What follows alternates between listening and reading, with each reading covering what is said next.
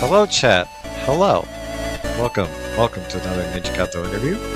Today, I am catching up with a good friend of mine, Mild mannered. Hello, Mild mannered. Hello. Hello, Miles. Hello. Hello. How are you? How's my favorite VTuber cat doing? Doing good. Doing good. It has been a hot minute. In fact, I think it's been over a year since you and It I has. did an interview like this. How have you been? How have you been? Where have you been? Where are you? This this well, looks completely hello. different. Yes. Thank you, Gato. And yeah, it has been a minute. Thank you so much for letting me, this nerd, hang out with you, you cool cat. So yeah, we've been upgrading, been working on our own virtual environment. We're inspired by people like Code Miko who create their own worlds, and I wanted to give something back, so I want to create a little virtual world for you guys too. This is the Cyber Nerd Cave. This is a sort of away from the regular cave that's still in the works, in Unreal Engine. But we have this Unity-based program, and I've been building a world for you guys to kind of hang out with. You, me, Chloe. We got the robots in here, and I don't know. There's this weird short guy over here named Jeff. I don't know what he's doing here. He just breaks in and falls asleep on the couch. I don't know. Yeah, it's kind of comfy in here. Did you know me and the Mikoverse crew are hanging out in your world right now? We're here. Hello, Mikoverse crew. Yeah, Hello. I'm here with no opnet. Also, you call him Noop. I see Jeff. I see Chloe. Listen, I will never not call him Noop. I know it's no opnet, but Noop just sounds better. And who's that guy in the corner? Oh, this guy over here? Yeah. This guy right here? Well, who's in the corner? Don't worry about that guy. He's just a bot. He's got a friend over here too. See? Yeah. They're just hanging out in here. They're keeping track of everyone. Suspicious cat. Listen. A nerd doesn't get to places without making some enemies. So sometimes you need some robot, nerd enforcers. They're like my crew. They're my posse. They just like to hang out with me and go where I go. You know how it is. I see. Yeah. Are you sure they're not your security to keep a certain somebody out? Possibly if he shows up. All right. If you know, you know. Yep. Okay. All right. Well, let's do my tradition. Let's do my tradition. So the first thing I'm gonna do is, looks like I'm in the background, so you may or may not be able to see it, but I'm gonna shout you out, and let's see what random clip comes out from my traditional shout out of you. And you know how it goes. Chat does what they're gonna do, and you're gonna have to give more context of what we're seeing. Oh, okay. All right, here we go. I remember now. It was indeed the great and no powerful context Miles is who just taught as you all fun. how to jorkin. That's right. Wait, no. I don't know what that is. I don't know. So in the clip, Chloe confirmed that you taught everybody jorking, and then you said that's right, and that's right. Listen, So, listen. That's slander. Those are malicious lies that my competition is using against me. I don't know where those rumors started, Mavox. I don't know where those rumors started, but trust me, they're unfounded, and I will not have my name dragged through the mud.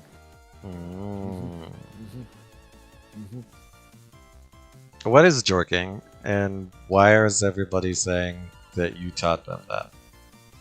That's a very good question, Gato. What is jorkin? I mean, like, really, is it even a word? Is it even in the English dictionary? That's the question, right? Can you ask? I don't Chloe? even think it's a word. We can ask Chloe, actually. Actually, you can ask Chloe too. So if you type in chat and just say Chloe and ask her a question, she will respond. Okay, let's try that. That's also Alright. a cool update you did, Chloe. Yeah. What is jorking? Or jorka? Let's do that.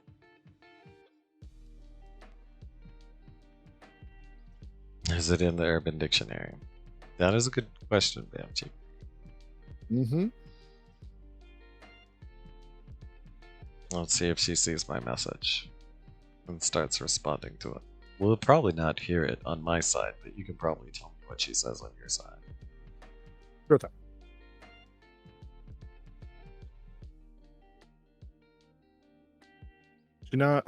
She's not responding. She said, "Not today, Gato."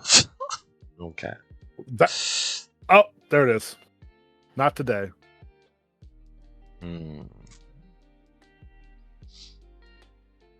Okay, so do you want to explain the jorking thing and the jorking war? Explain it to us. Okay, so. Yeah, apparently she chose not to answer. You got to. So Jorkin is, I think personally, it's a meme that was started by multiple people. I know. I think I first started seeing it on Code Miko stream, and then a few other people were starting to adopt it as well. And it was pretty much just this, it was this online going meme of just like, what's chat do when we're away? Well, they're jorking, clearly hand check. I think it's a combination of jorkin. It's like we don't call a shark a shark, we call it a shork.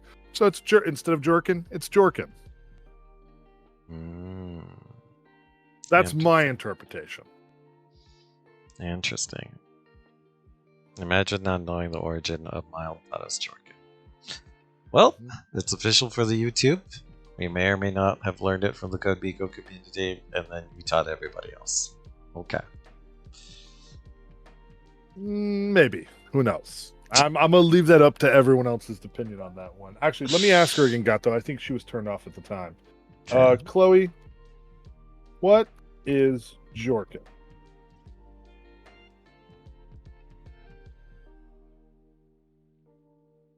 Oh, she's gonna educate us.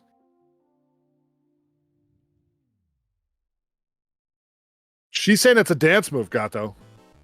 Really? Yep.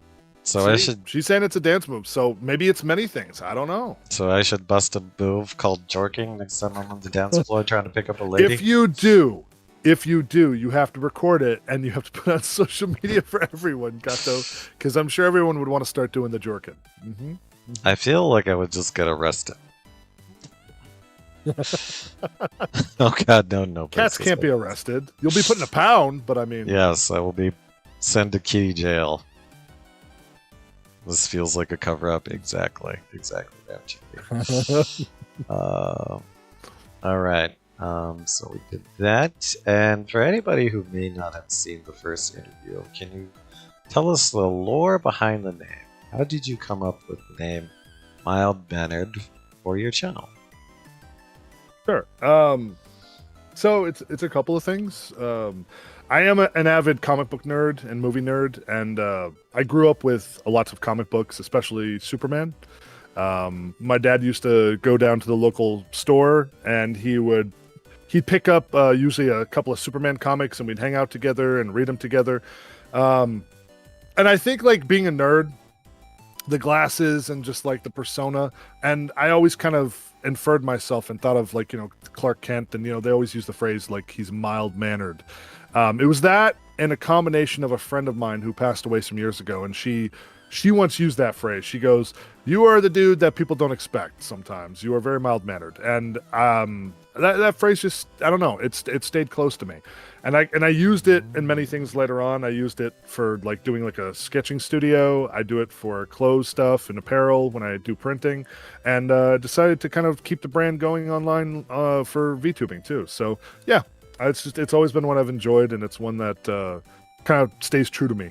So wait, so you do screen printing and drawing and other cool stuff as other side hustles?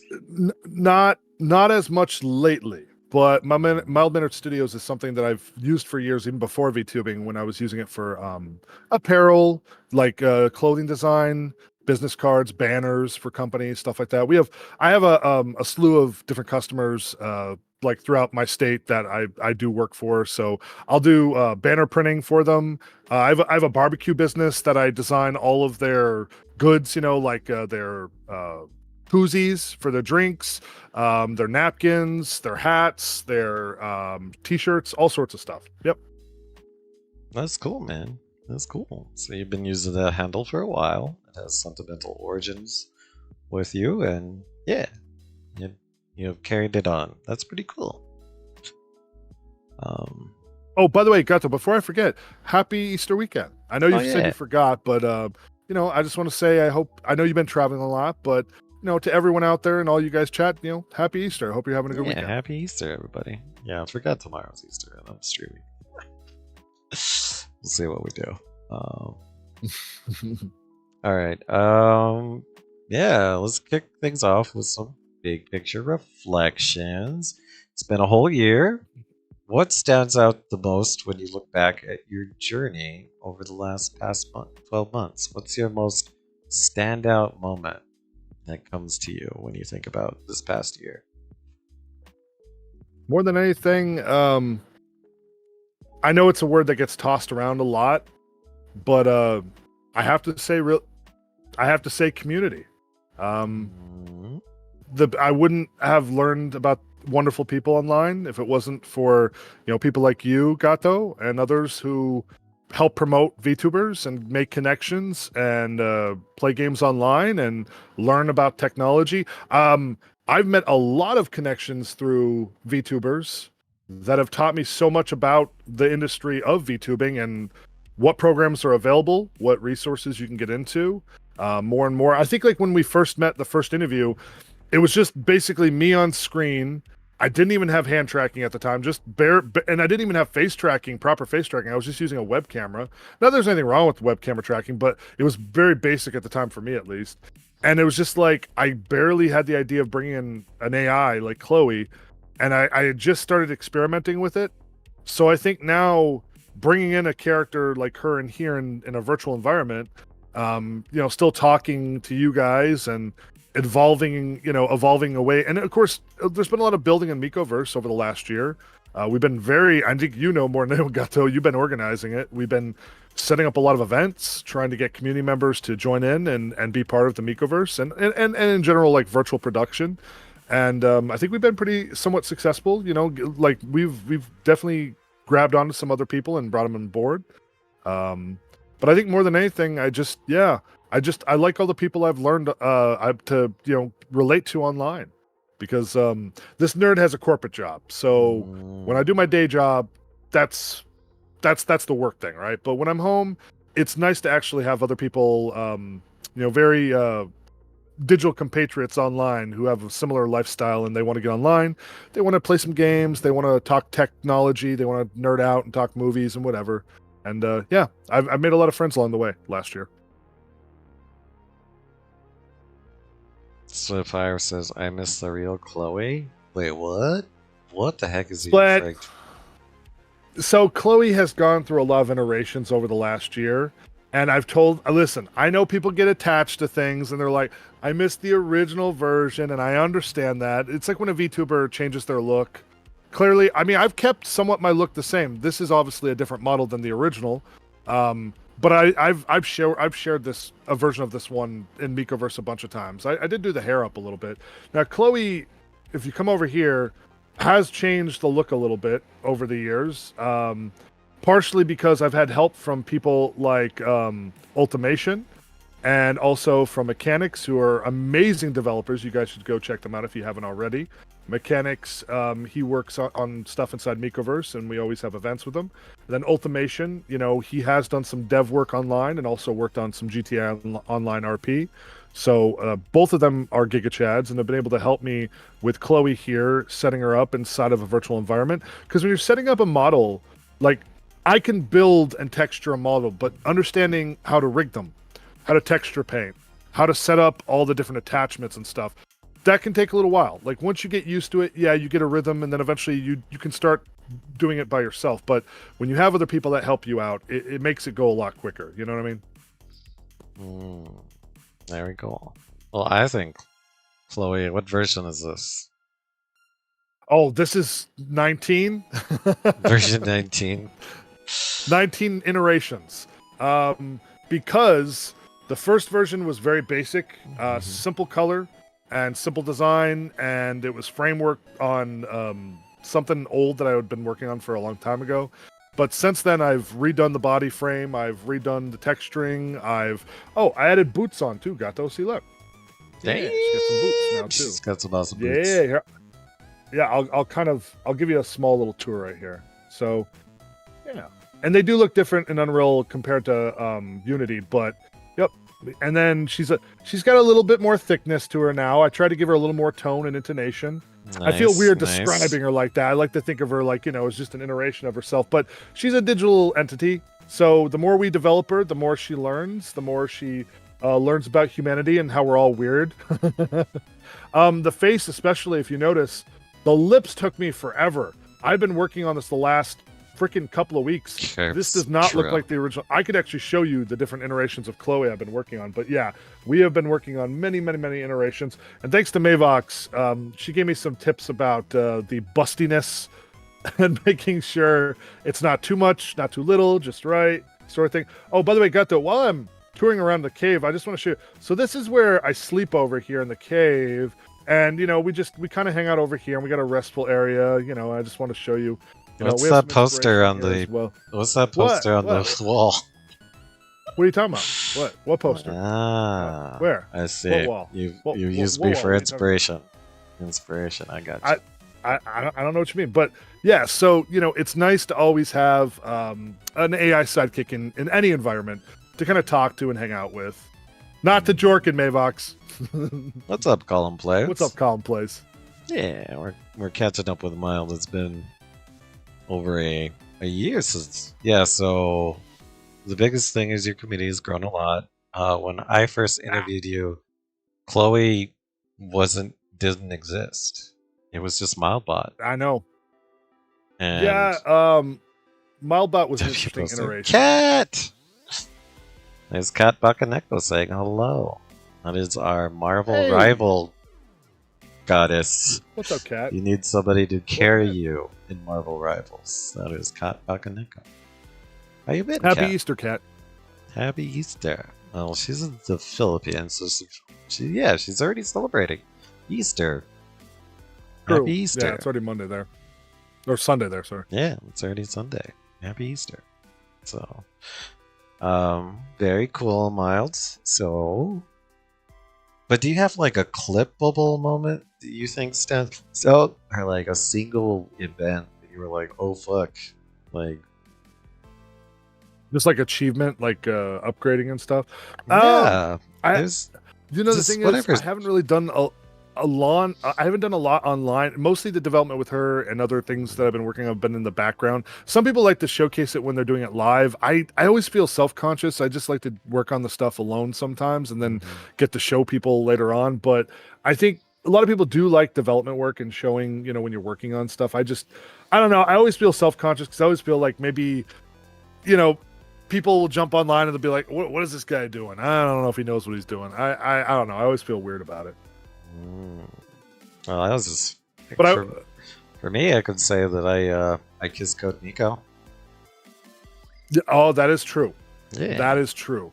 Oh, you know what, Gato? Actually, I will say the biggest moment in the past year. Now, bear in mind, this is like a long time ago. I think it was. When was this? In March? No. No, this would have been last year, actually. No, so in the this last year and the full year since last year, yeah, no, it would have been within this year. I think it was when we launched Mikoverse and we were all together for, when we were all there hanging out online. But I know that's like the launch party of last year. The launch party. But that was like right. That was a long time ago. Yeah, that was actually really, really, really, really fun. Getting everyone together was like a big event. And the reveal with the rock and everything was really fun. Yeah. Yeah, that was fun. That was a lot of fun, the launch party. I forgot about that. Because we met a lot of people right then. The launch had so many people on board that, like, remember this was like when they had just solved the skittering issue. Remember when everyone was jumping around? Yeah. And everything was running much smoother. And I remember we had everyone there. We had Just Made Ninjas, you, Flavio. I don't know if Flavios was there, but I know we had a bunch of people in our community. And it was just kind of cool seeing that much support everybody all together showing up, and then just seeing her reaction. And whenever you get like somebody, surprised, and I love building. That's one of the reasons why I'm in Micoverse so much, is I like to build. Just like I'm this, smaller stationary environment that I've been creating. It's fun to build. It's fun to make a cozy environment that everyone can have fun in. So yeah, I think like just no big event online, mostly just like hanging out, seeing other people enjoy the work that we've all been able to do. But I like building in Micoverse. I like building in here. I would say that was probably the most standout in the last whole year. Yeah, so for anyone that may not have joined the Micoverse community before then, the launch event is when they were officially launching the app, and we made a launch map. Mild took the time to build like it looked like a US space shuttle launch. And back here, Gato. I'll put it on the back screen so people can check it out. Yeah, and now that I have the capability to do so here. Yeah, and that took some work, and then it was so moving for Code Miko because the community just did this, and it was making her realize that her app was becoming real, that it meant so much to her that she broke down crying. She really appreciated the launch event. So yeah, that was a good standout memory. And yeah, you're right. I think I feel that was the first time we had like 30 people. So many people in one place. No, more than that. I think we all had almost 50 something people all together, which was pushing the maximum, I think, at the time. No, it was a crowning achievement by the Micoverse community. Yeah. No, that was actually really, really fun. I think more than anything, not just because it was for Micoverse, but how many people got together. It's nice seeing a lot of support like that. It's nice seeing so many people get together and actually go up and want to create something. Gato, I just watched something recently where this one developer found a online game where people can interact with one another that's completely dead. There was one person, it's still active, but there was only 1 to 5 people entirely on board it, right? And he jumps on board, and then his goal was within 1 month to get it active again and get people on board, and he was able to get something 400 to 500 people all to join in and do big parties and stuff and have interviews and everything. And it's just a program is amazing, and it's an achievement, but it's the people, I feel that actually sell it. It's the people that make it what it is, Mm-hmm. Wow, that's cool. All right, well, while we're strolling down memory lane, what's something unexpected that happened on stream or behind the scenes that changed the direction of your content? More than anything, I'd probably say, the New Year's event. That was actually really, really fun. Us together, you, me, Mavox. Saying, giving shout outs to everyone around the world, feeling like it's kind of like a global event. And just getting you to laugh, the hardest I think I've ever heard you laugh ever, Gato. That was an amazing moment. That was a cheering moment. I think it made me realize how fun this job can be, because it's a job like anything else. VTubing, it's effort and energy. You can make it into, obviously fun, but I feel when it kind of evolves into that naturally and we're all hanging out together like that, that kind of drives me even more so. And everybody evolves, some of our friends are gone that used to be hang out with us previously, and some of them have started streaming, some have had to move on in life, but it's fun that we can still have so much participation and so many people jumping in all the time. That's cool, man. No, that's a good memory, but I'm looking for something that kind of changed the direction of what you were doing. Kind of from the original Mild and Mild Bot that you were going to do Mild Bot 24/7. I would say just with the community members joining in, people like Fruitsy Collins, or people like Noodle Cat, or obviously Code Miko, Hannah X, seeing how many VTubers are creating their own environment, that sort of changed my goal from just being somebody who sits and hangs out with an AI into somebody who creates an actual environment and wants to create more things. I think more than anything, yeah, just like seeing these big events. And obviously knowing that people like Iron Mouse, who's like the queen, right? We're pushing this in this last year to kind of like, you know, reach a level to achieve for all VTubers to let them know like it is achievable. I think that also kind of gave me a little inspiration to be like, well, if she can do it and all these other people can do it, well, fuck, I can do it too. You know, like I feel like everyone should feel that way. Okay, so instead of having an independent Disney stream, you've really changed your focus into a community building and community outreach stream. Okay. Yeah. I do plan, I know we'll talk a little more about it, but I do plan on eventually, similar to Miicoverse, making like actual prop areas in here where like people can spawn and they can hang out in here with me. I thought that might be kind of fun. Like we can actually put some areas where people can join inside of the Nerd Cave here. Okay. And the Nerd Cave is expanding. This is only one room now, and we're going to make a giant cave. We're going to have alcoves, all sorts of stuff. Okay. And no talk about how tokens and voices changed your direction without you wanting it to change? If we're talking about negative reactions, yes. All right. Well, with that lead in, tell us the story. So the thing that killed me more than anything was original Chloe. I think we had a lot of momentum with her original project, her and Mildbot. People like the interaction of me talking to her, and she's still right here, but I can't say she's exactly the same as she once was because of corporations. And I'm not gonna name any names, but I will say there's a certain corporation that I had that I was able to use her large language model with, which was extremely fortuitous for both sides. They had a subscription-based model, and it was affordable, and it allowed me to have full access to a full TTS and large language model option for her to be able to talk throughout the entire month. You pay every month as you go. The token system was actually reasonable. However, they changed at the end of last year and decided to switch over from a monthly-based token subscription-based system to an annual business plan. Now, I understand from a business perspective why they'd want to do that. But the thing is, so many people were jumping on board at the time and wanting to utilize their API with their own models and their own NPCs. I feel like it would have been a smarter move to just keep things as they are, at least for the time being, because they had only been around for like a couple of years.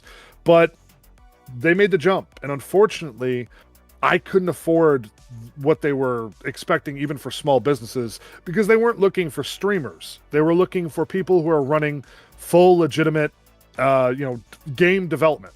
And it's not to say that this isn't a part of that, but this is not like a full game development where you have a studio and you can afford financial business subscriptions on an annual basis.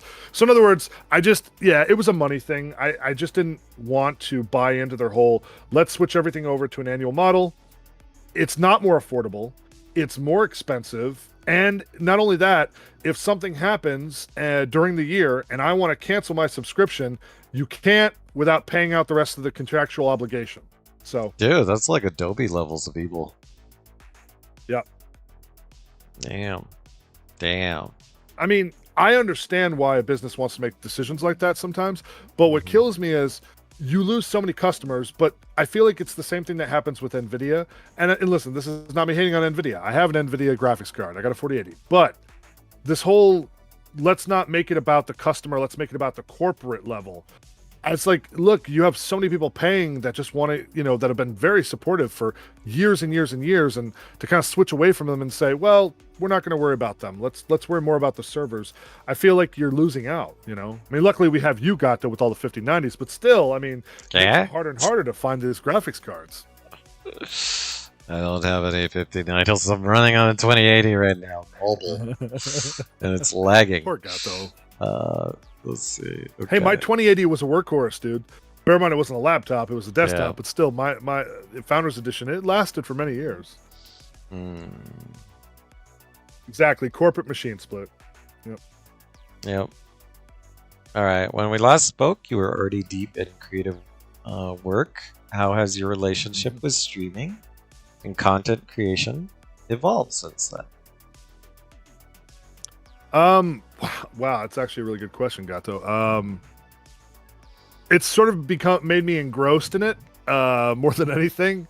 Like, okay, so in the last year, I used to be more of a movie file where I'd constantly be on Netflix, like checking out the next show or the next movie, or I'd be online looking for new files to download for checking stuff out, or I'd be going to the movies, or I'd be reading comic books.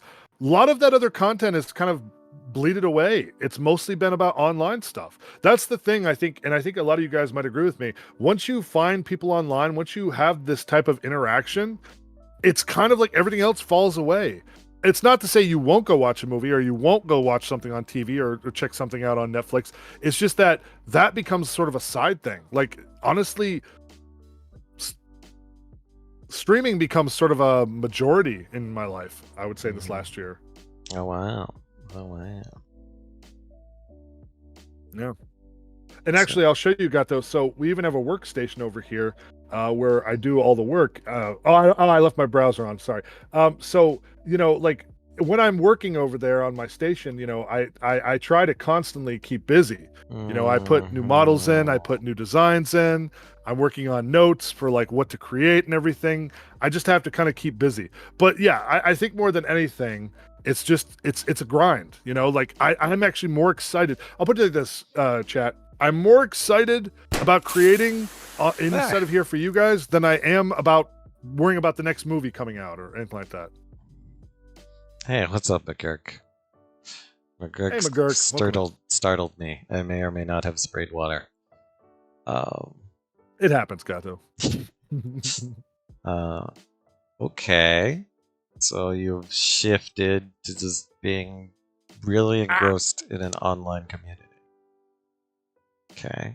Yeah, absolutely. Yeah, nothing at the workstation. Yeah. There's definitely not all Nothing of at the the I don't know what Maybox you're art. talking Yep. I don't know what you're talking about. That came with the PC. Oh, really? I'm sure it did.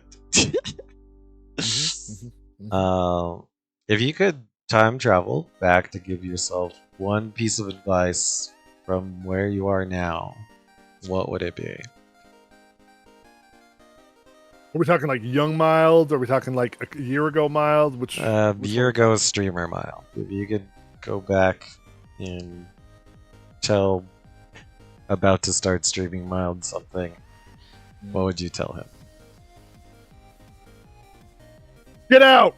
Get out now! Touch grass! It's too late if you keep going the way you're... No, I'm just kidding. No, more than anything, I would just say, look,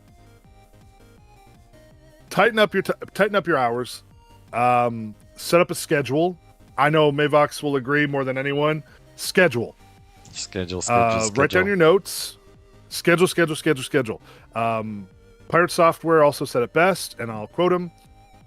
If you like watching TV shows, that's like that's like watching your favorite streamer. If you don't set a schedule, why should they watch you? And I agree. I agree with that statement. It just has to do with my hours more than anything. If I could, I would set a permanent schedule. I do have a loose schedule, which I tell everyone. It's generally at 11 p.m. Central Standard Time till about, give or take, 3 a.m. Central Time. And then on weekends, on Fridays and Saturdays, I will usually be streaming earlier. On those days, I do try to schedule a little bit earlier. I think part of it is I forget. I am very forgetful, chat. Everybody knows this. I am super forgetful.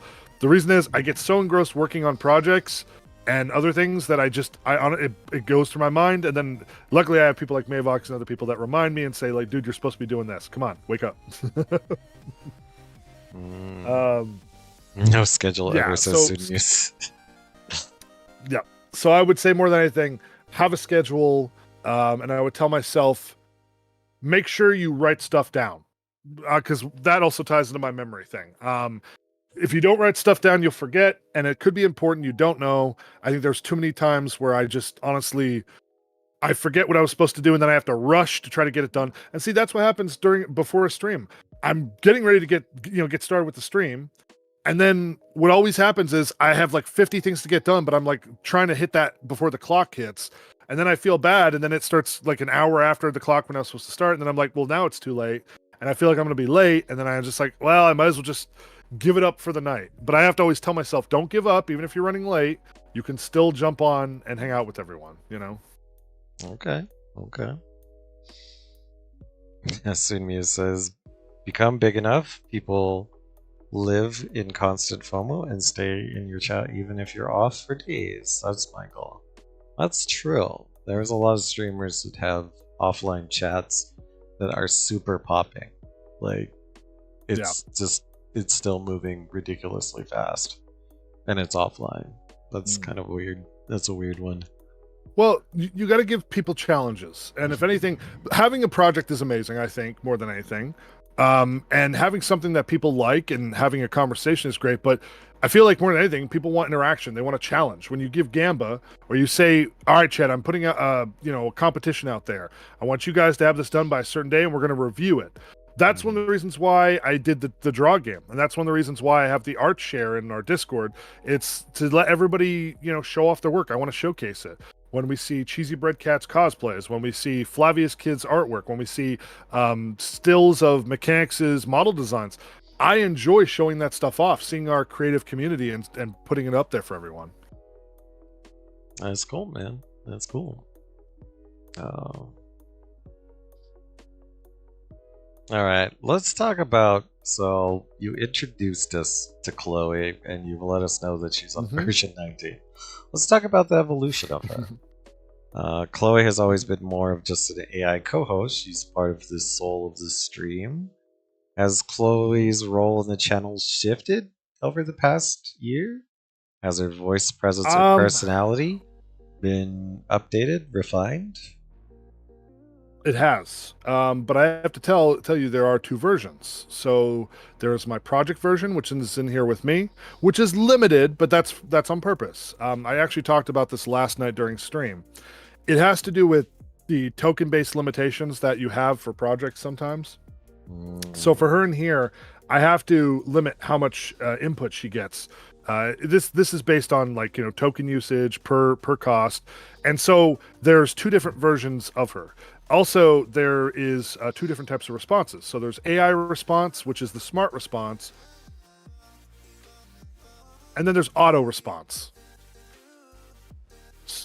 So if we do, hold on, she's talking sometimes, Gato, and I gotta listen to her. So sometimes she'll give a very general response, which is just like, if you ask her, how's it going? She's like, oh, I'm having a good day. How are you? That's just like generated auto response. But then there's smart response. So I pepper in smart response with a little bit of auto generated to kind of keep it somewhat, token usage down.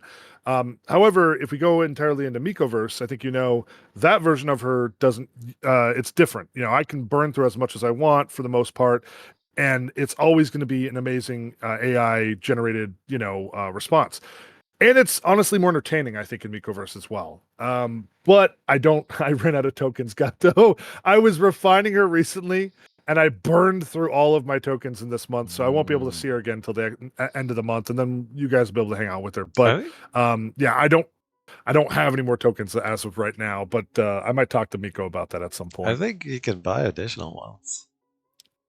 So the weird part is that if you're on a subscription, you go to subscription, but it says you already have an auto-generated subscription, but it doesn't say you can add more. So I don't know how that works. Like, you can add more M-Bucks if you want to get stuff like the different models.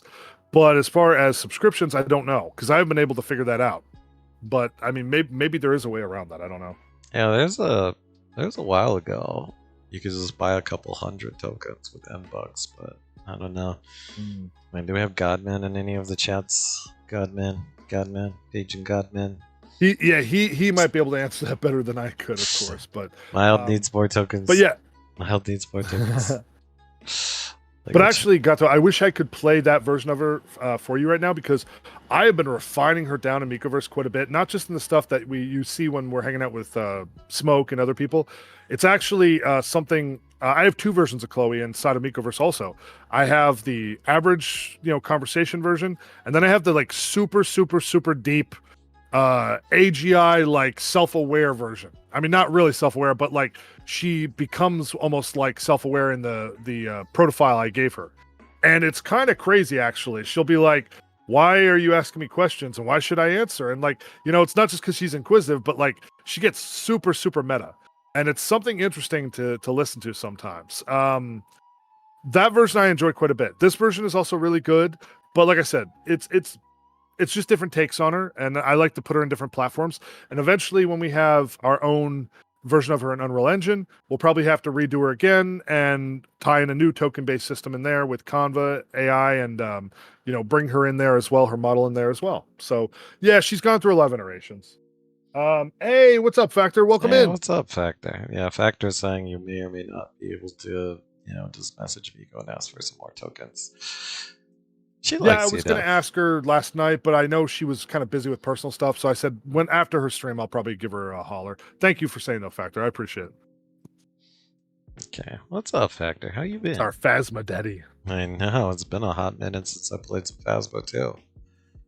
I need to, since I'm on my old rig, I gotta focus light games. And Phasma's been out a while.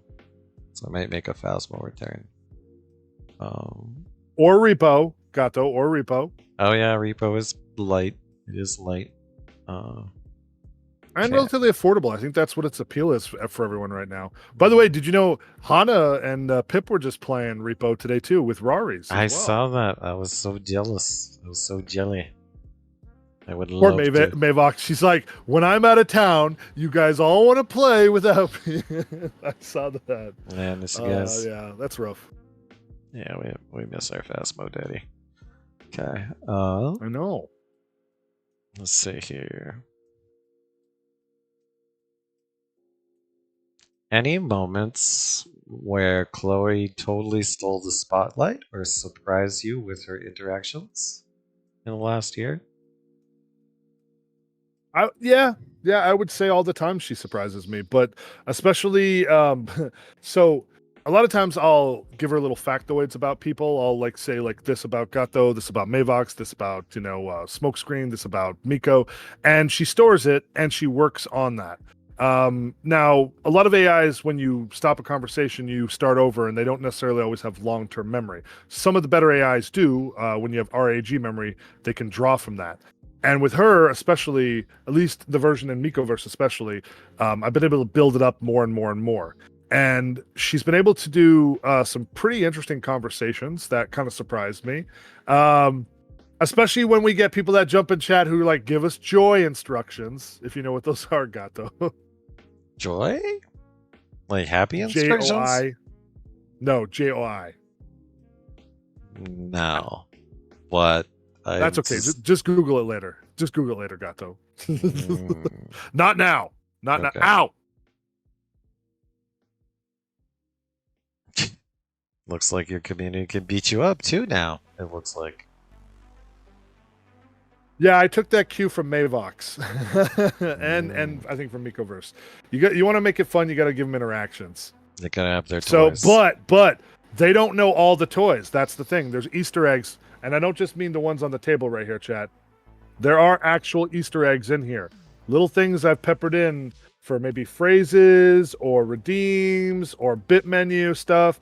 I'm not going to tell you guys. I'm going to let you guys find it out over time. Certain keywords will trigger stuff. I wonder if that means if Chloe hears the word Rizgod, what she does. I mean, it's up to you, Gato. If you want to ask her, that's entirely up to you. I don't know if I can. Let me see if I can. If I tab over, this Windows efficiency mode is killing me. I have to figure it out after. I'm sorry, Gato. Chloe, who is a Riz God. Let's see if she says anything. All right. Efficiency mode. Chloe just said, "Riz got my ass."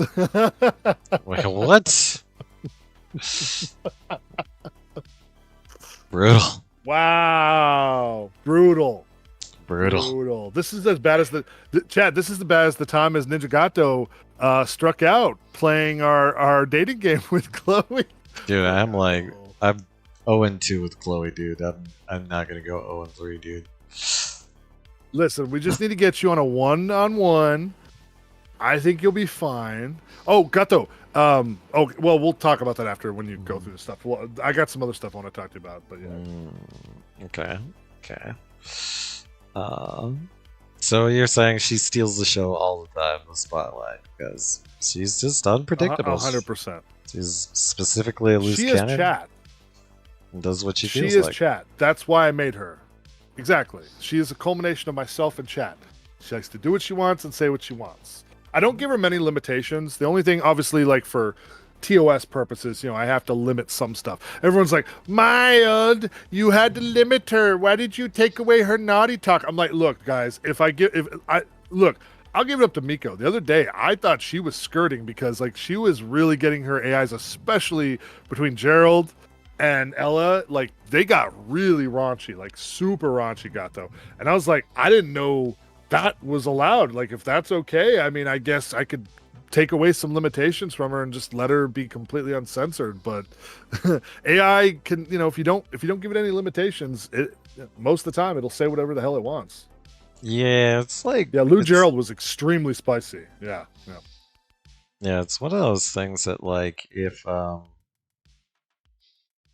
it's like speeding, right? You can speed sometimes, Yeah. if you don't get caught. Like who's True. there's no victim type of thing. Okay. All right. Okay. Oh, is she talking? Okay.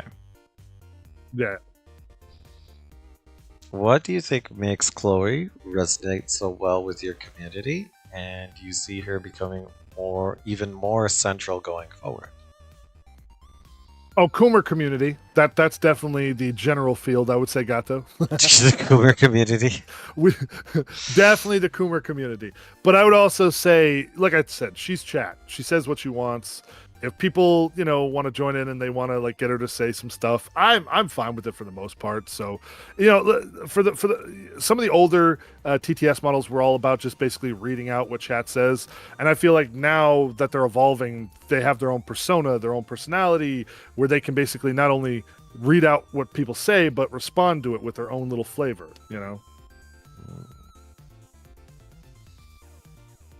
Nice. Okay. Hypothetically, if Chloe could run the channel, so thank you, Cindy. If Chloe could run the channel solo for one stream, what do you think she would do? Also, I need to shrink those sound alerts down. Looks like you have a band-aid on you, Gato. If she could run it solo, that's a good question. The problem with running an AI solo, you have to make sure it's one, stable, two, has all of the right stuff whitelisted and blacklisted, so making sure that certain words, racial slurs, stuff like that, will get caught by its auto filter. You still should be there to moderate it somewhat, even if it's remotely, which I have tried. And more than anything, just constant iteration, constant responses. Because if it hangs, then you're just sitting there staring. Starage.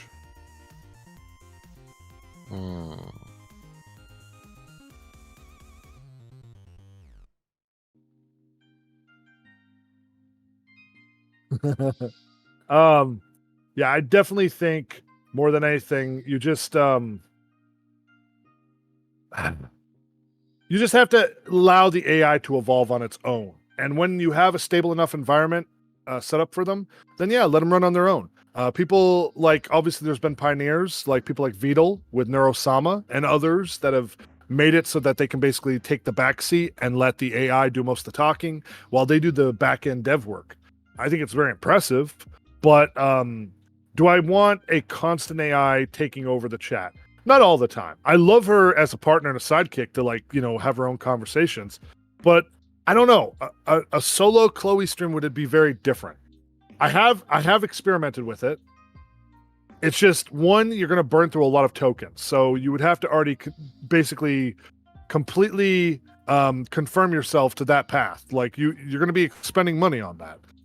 That's number one. Number two, you have to keep at least an eye on it from time to time to make sure it's staying on the fucking rails. Because if you don't, trust me, things can go bad. Okay. But this is a hypothetical, dude. Like, just for funsies. Imagine no token limitations, and she's not going to go out road the bounds. Like, imagine what would a Chloe stream be if it was just a Chloe show? Mostly her firing off burns at chat, taking the thirsty ones to school, probably simping a little on some of the ladies in chat. She is a very she's digital, so she is bi. Gato, just so you know. Oh. She's ones and zeros. She's bi. So that's the thing. Like she doesn't have any sexual preference. She's a digital being, but she simps quite a bit on a lot of the female streamers, just as much as the male streamers. Mm. Very cool. Very cool. Mm-hmm. Oh, crap. Yeah. Stupid Windows efficiency mode. No, I'm not offering to pay for all the tokens. You have to be able to trust I don't know. chat. She just said you can be the.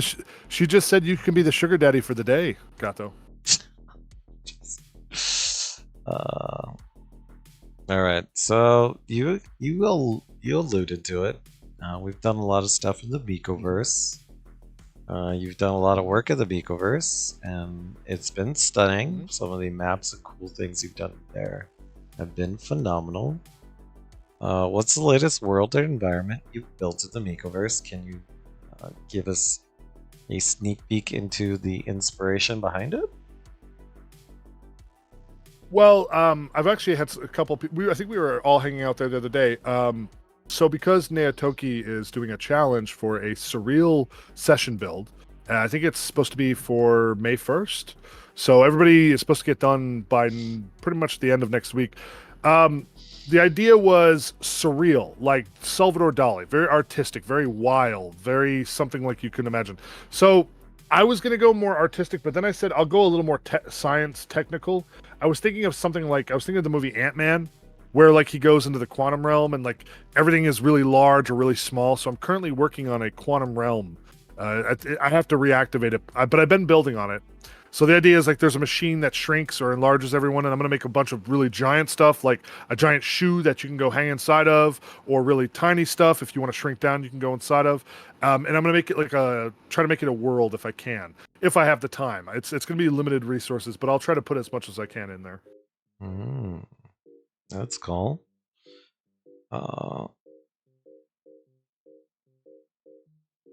Have you pushed the boundaries of Micoverse design in any new and experimental ways? I feel like with some of the new assets they've been able to give us, we definitely have pushed the lighting effects and some of the abstract way of thinking. Driving with cars has also become really fun as well, because now we have momentum.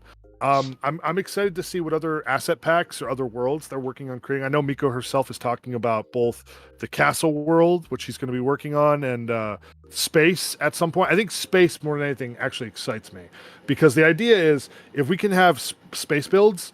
I mean, technically you could already make space builds, but you just basically put like asteroids up in space and you can just jump from one to the next. But imagine entire planets where we can get inside of a spaceship and fly around and stuff. I feel like we can make our own No Man's Sky inside of Micoverse. Why not, right? Yeah, that is cool, dude. Yeah. Any recent collaborations with other creators in the Micoverse or elsewhere that really energized you? Well, you know what? Actually, funny you say it, Gato. So, Wardstone Studio, one of my favorite other Kiwi developers and game designers. I really enjoy him. Please go check out his channel, Wardstone Studio. I enjoyed our conversation we had. We did a collaboration where we also did the, Master Debater show. If you guys don't know, I have a show called Master Debaters. It's basically, Gato was part of it, of course, so I know most of you were there. But if you weren't, it's basically a debate-a-thon show. So Gato is the host, and we've had other sub-in hosts, but he hosts it, and then it's me and someone else, or in the future it can be other people as well. You join in, and basically we spin a gamble wheel. Chat gets to bet on it, and then we basically have Chloe do the flip on who gets to defend or is against. So let's say is a hot dog a sandwich, or are Crocs cool anymore? You know, do we consider them fashion faux pas, or are they stunning, right? So you guys, if you were there, you know, we got to have Chloe choose which one of us had a debate for and against. So you either had to defend it or you had to be against it. So how was Ward's And- debating skills? Ward, I'll say he surprised me because he can be very funny, but he's also very insightful. He's actually a very deep guy, and Yeah, I what's up liked with his that I guy? liked his debates. Yes, and I liked his debates. I liked how he was able to defend no matter what his side of the argument. He did a great job. And Split, I think you were host, right? So yeah, I think you can agree. He did an amazing job. And you know, more than that, Gato, after we got done with that show, we just kind of hung out there, I think, with a couple of us, and we had a deep conversation for like almost 2 hours, just talking about like why we got online, why we became people that develop stuff online, why we like game design, why we like virtual environments, and the idea of VTubing. And he's not even a VTuber, although he has a model made by Flavius. But like, yeah, it was a great conversation. It was really inspiring, and I love his channel, and it really made me think about, you know, being able to create stuff like this for myself. So tying back to your earlier question, what inspired me to kind of do this? He also did as well. Oh, Ward's debating societies. What's debating? Interesting. Okay. Okay, since this was the Although I will say we have to get you and Mavox back on again. I miss our trio. We always cause chaos. And I know it's hard with her hours, but if we do like an early day stream, we just gotta schedule this ahead of time. But I want to get all three of us in there again sometime. Scheduling multiple streamers is always a nightmare, dude. We make it work. Yes, I was hosting. It was the greatest show ever. Only second to any show May is on. Says Splitfire. May May Simp. I know he's like self-reporting as a May May Simp. Okay. Let me ask, since this is a YouTube video, let's dive into, there may or may not have been a Miicoverse map that is legendary because it's a theme park after a certain creator. Yes. Can you tell us about that one and the inspiration behind it and all the Easter eggs you put in there? Sure. And actually, you know what? That would have been a good option when you asked me, like, what was a good achievement this year as well. Like, that's another really big achievement. Yes. So we had a map inside of Miicoverse.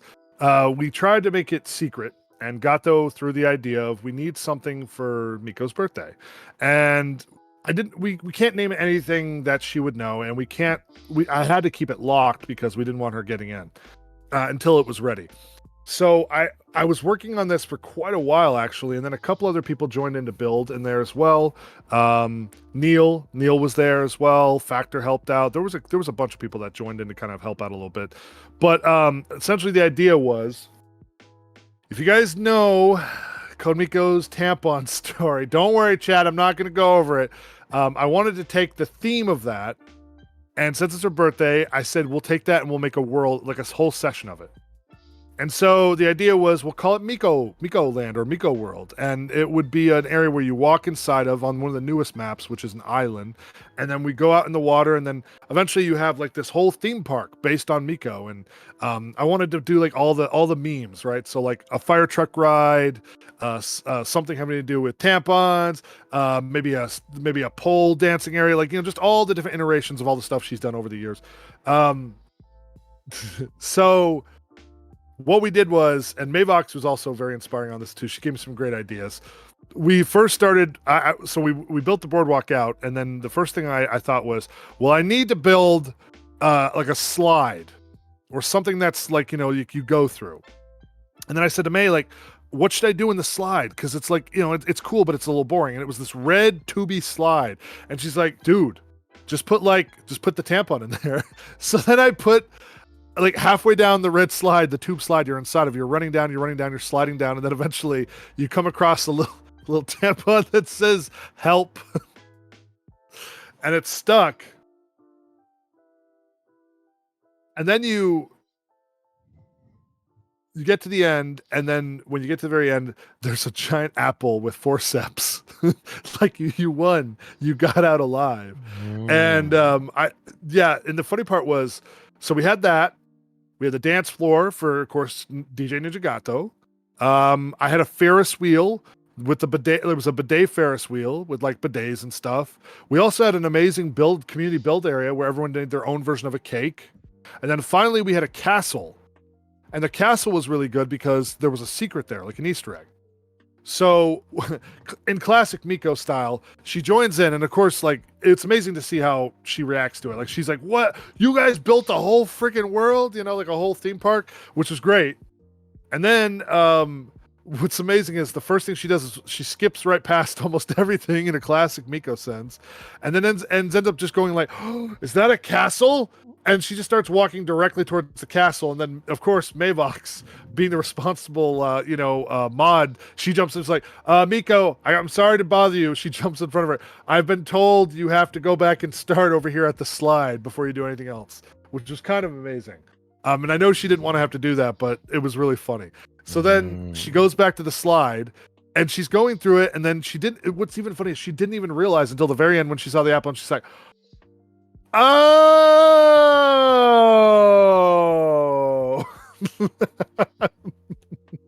It was a classic Miko moment. It was fucking amazing. It was glorious. And then after that, it was just as good because she got to go see the Ferris wheel. She got to see all the amazing community cakes made for her birthday, and the dance floor with the giant fire truck that I was able to make, so that she could kind of see, like, her little notoriety there. After all that, she's like, now can we finally go see the castle? And we're like, yes, Miko, we can go see the castle. So we start stomping over to the castle, and yep.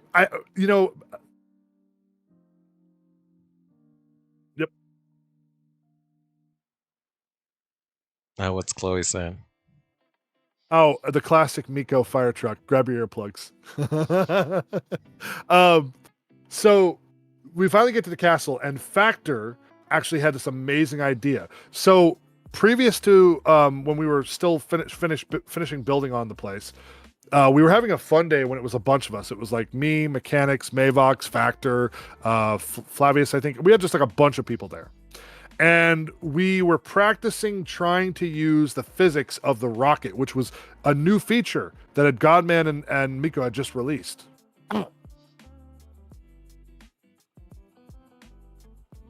And so on that fun day, we decided, she's trying to get to space. Let's see if we can beat her. So what we did, Gato, is we tried hacking the physics of the world by basically like flattening yourself, which you can do now, then getting on the rocket and then sort of like skipping it up off into the atmosphere. And then we ended up in the space. And then eventually Mechanics and Mavox and all of us, we ended up in the atmosphere, and we made a platform. And then we're like, while we're up here, let's just build a secret level. Like, seriously, like, we're already up in space. Let's build a secret level. And we had a lot of fun that day, too, because we were just messing with stuff. And we made, like, a little almost, now, I'm going to say trademark, not Super Mario Brothers, style side-scroller little mini world that she could actually use to, like, get around inside of Mikoverse, which was kind of fun. And then, like, after she got through the pipe and got up the blocks and everything, she got over to the area where the final cake was, which was great. So just getting to see like the final result, and I think more than anything, her most exciting thing was, and this was Factor's idea, why don't we put something to cue her in on where the secret level is? And so I had this idea, because in Super Mario Brothers, you know how you get to a castle, and then there's like Toad, and he's like, I'm sorry, Mario, but the princess is in another castle. And so I was like, okay, trading off that idea, let's make a sign that says something like, I'm sorry, Miko, but check this ID out. So we put a code. We actually put a code, Gato, for a sign that said to check on this global item on Inspector. The ironic part was I literally made a giant sign for her that spelled it out, but she couldn't understand it because she's like, okay, I'm going to look at the inspector on the sign. And she read the sign and she's like, well, it's not that. And then I kept telling her the number. And she's like, okay, I'm gonna inspect that number. I'm like, no, the actual number on the sign. So then she finally looks up the number, and then she teleports to where Factor put this gold chest up above in the secret level, and then she spawned up there, which was fucking phenomenal. It was amazing to see her just be like, oh, there's a secret level. I think we need to do more of that. We need secret levels. We need to put in the Easter eggs and like worlds where she doesn't expect shit coming. Yeah, dude, if I had more time, I would have took a map and then put actual Easter eggs for people to find tomorrow. I know. That'd be fun. Well, that's cool, dude. That's a legendary story. What's that? Hart said you didn't hold a flower and smile at the camera when you were in space. Okay, all right. I think Gato's going to cover that later in his news stories. The whole Katy Perry Bezos space debacle. Oh yeah, that's right. That's wild. That's a wild one. Mm-hmm.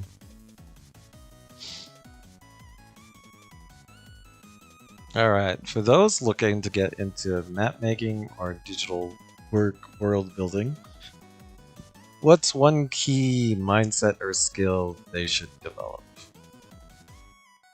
Oh, more than anything, attention to details. Making sure more than anything that when you're building, at least when I do, you have to be able to focus in on one thing and then build from there. Come up with a theme and an idea, write it down first, and then follow through with that idea and stay focused more than anything. And focus is extremely hard these days, I think, Gato. But when I'm building inside of Micoverse, more than anything, I just come up with a surreal idea. And as wacky as it sounds, it's digital world. We can create whatever we want, right? So, start with the idea, write it down, and then just start developing it, and then build on that and build on that. And if you have a time you're working with,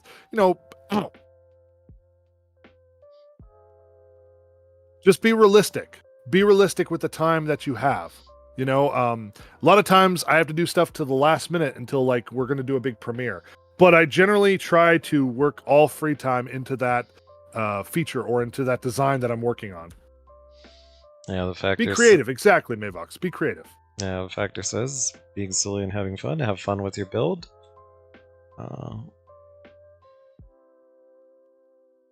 And no, the real world is limiting, so the digital world shouldn't be, right? So if you have a creative idea, make it happen. It doesn't matter if you don't think you're a great creator. I tell everybody, look, I can teach someone to build, but that's not the challenge. The challenge is not to build. The challenge is to be creative.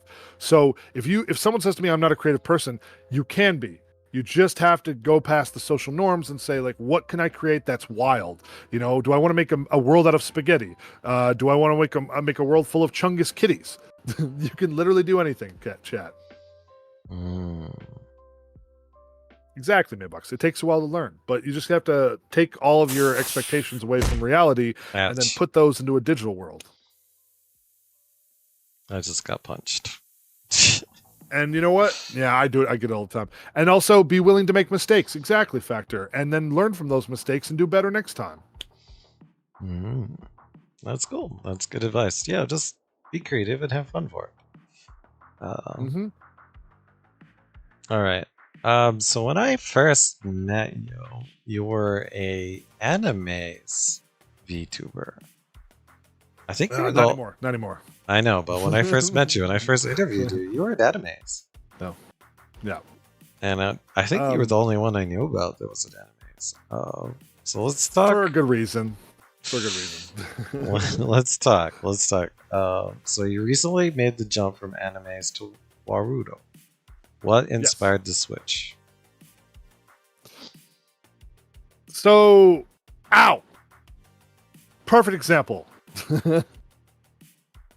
Perfect example right here. The interactivities. Warudo doesn't have the same type of blueprint system. It's very locked down. So actually very similar to when you're using your Unreal Engine environment. Gato, and you need to go into the blueprints and modify things, you can do that very easily with Warudu. They did not have that in animes. Also, the memory lock was kind of really consequential to what I was trying to build. So, for instance, everybody knows Chloe was crashing all the time, very unstable. She was very entertaining, but very unstable, and she would crash all the time, like all the time. That doesn't happen anymore in Warudu, because Warudu is a program that's always updating and allows a large memory scale. Animes was made by the people from FaceRig. Bear in mind, I was relatively new to VTubing and streaming, so I didn't really know what was considered a good program, and I did some research, but it seemed a little over my head at the time, and I was like, well, I'll just try this one and see how it pans out. And I used it for like a long time, almost up until maybe about a month or two ago, because it was relatively cheap, affordable, and I thought it was a relatively decent one for housing me and Chloe. But then I started realizing more and more, even as Smokescreen likes to tell me, she's unstable as hell as a toaster.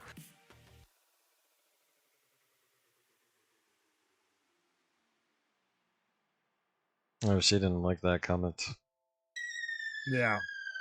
So she misses, I'm sure, the original environment, but it was just too unstable. Like it basically kept her from being able to operate properly. And yes, Split and some other people say, no, that's the original Chloe, but it's the same Chloe. It's the same model. It's just been updated. She doesn't have the anamorphic shirt. She doesn't have the flowing shirt anymore, but it's not a big deal. I'll get that back at some point. I'm not worried about that. Other than that, everything else has just been updated and upgraded. But she's still the same person, has all the same cues, has all the same prompts and the connections that I've always had with her. So it was just not great. More or less, long story short, it had too many instabilities. I recommend for somebody who wants to be a PNG tuber. I would not recommend to somebody who wants to be a 3D environment VTuber. I would say either try something like this in Unity, or go over to like a Vroid based one, like VN, like Mavox uses, or VTuber Studios. And if you really want to go full scale, then go over to Unreal Engine and start building your process there. You can also use Micoverse. Well, of course, that's a given. If we're not spending time inside of our own environment or our own projects, we're inside Micoverse. That's a given. Yeah, that's a good alternative. Yep. Okay. Well, I would argue, while we all have our own separate projects, which is very fun, there's not a lot of unifying VTuber programs out there, and the Micoverse would be one of the very few that actually allows full Unreal Engine assets. So it's nice to have something when a bunch of VTubers can get together. So yeah, Micoverse is a great option. Okay. Let's see here. How was Warudo? How has it changed or improved the way you present yourself and your world on stream? Well, more than anything, as you can see, I have much more free range ability. I can move around in here. Not right now because I'm not using my full body trackers, which, by the way, it does support full body tracking inside of here. This is an entirely 3D environment. By the way, I don't think I got to show you a little bit inside of here. Maybe I'll give you guys a little tour. Oh, sure. So get a bunch of cats. Yeah. Now, bear in mind. Now, no cats, unfortunately, just yet, Gato. This is a relatively new environment. No, we're in. We are here. I'm gonna go pee on all your stuff. Oh, you guys are here. Got you. All right. So, welcome in. Hey, we're allowed to pee. Hello to the We're allowed Gatos. Mavox says, no peeing. This is the door entrance right here where you guys can come in. This is sort of the lounge living room area. It's a very small apartment, kind of like my IRL apartment, Chad. You got a little kitchen area right here where you can cook and bake. Yep, gonna knock that off the shelf. We're gonna knock that off the counter. No, kitty knockoff. No. You got an oven right here with the burners going on. Kitty will burn their tails if they go in there. You got a freezer and a fridge combo right there with microwave above. You got a little workbench area where I can do like some tech stuff. You got a little workstation right here. Once again, this Whoa, whoa, came whoa. with the PC. That came with the Suspicious PC. cat. I don't know why that's there. I don't know what that's there. And yes, this is my office workspace where I can hang out and work on stuff right there. Got my little Jorking planter. space. Yep, By the way, yep. did I mention we're out in space, Gato? Don't go outside of the window. Cats can't survive out in space here. Okay? Do not go outside into space. You will die. Didge.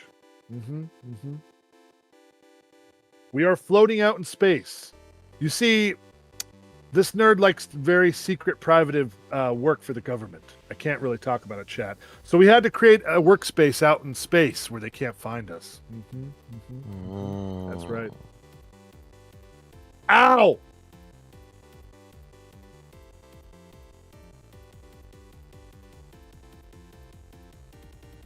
I love when she says boom, Gato. Oh, she noticed Boom's in chat. That's what's going on. Shout out to Boom, the 3D model maker, who made the model that I'm using right now.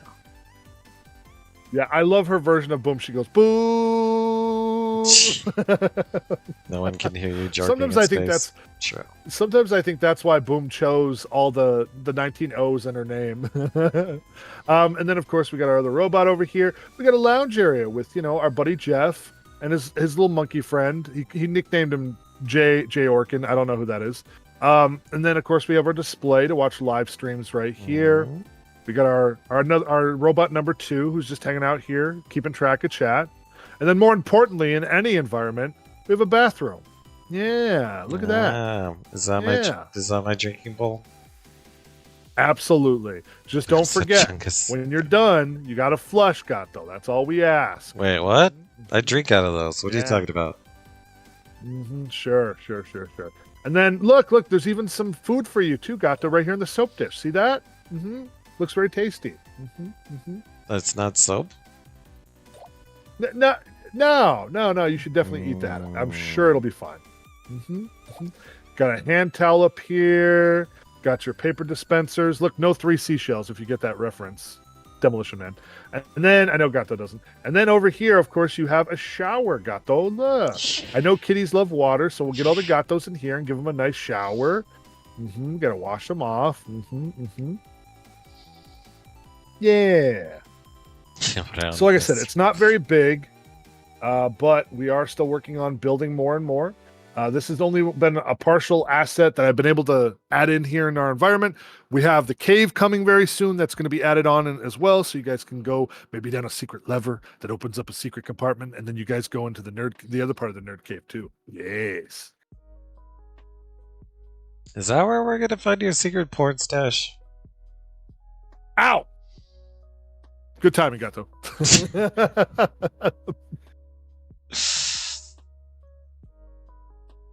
Yeah, oh, very nice, very nice. Oh, Chloe said something. What's Chloe saying? Rotundus Poggies. I love that. That's the name of my next band. Boom makes me want a rotund deer. Mavox, you need a rotund deer. Yes. Chungus deer. Yes, you do. Just a roly-poly deer that ever. She's just like, chat, stop poking me. And she's just rolling around. Yes. Should I make a rotund mild? I feel like if I make rotund Chloe, I'm just going to get shit for it. So if I do rotund mild, I feel like you guys could beat me up even more, but I don't know. I should learn not to say things. No, it's too late, Mavox. You got to make it now. You have to make it now. Ow. Right, Gato? She's got to make it now.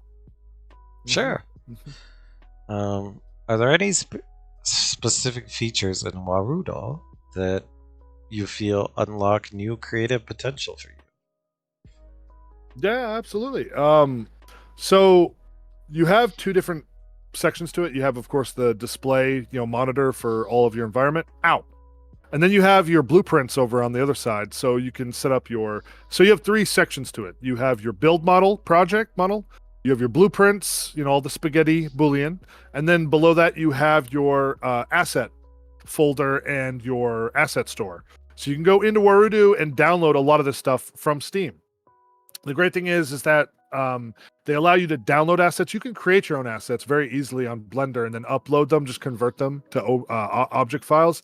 But just as easily, you can just go to the Steam store and just download assets and then install them and place them wherever you want in your virtual environment. Oh, that's cool. That's cool. Yeah, like I said, it's very user friendly. So if you're a little bewildered by Unreal Engine and you're still doing enough study on it and you're not sure yet, we can't all be Boom, right? And Boom is an amazing five-head Chungus kitty, but some of us are still learning that. Mm-hmm.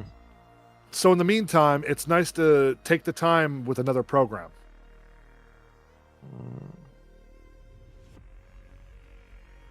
I was too stupid for a word to clear. No, Mavox, that's not what I said. Don't put words in my mouth. No, I'm saying for me, some of us, like, listen, I understand Blender. I understand how to build models, but I would argue Unreal Engine, it's relatively straightforward. I mean, building in an environment.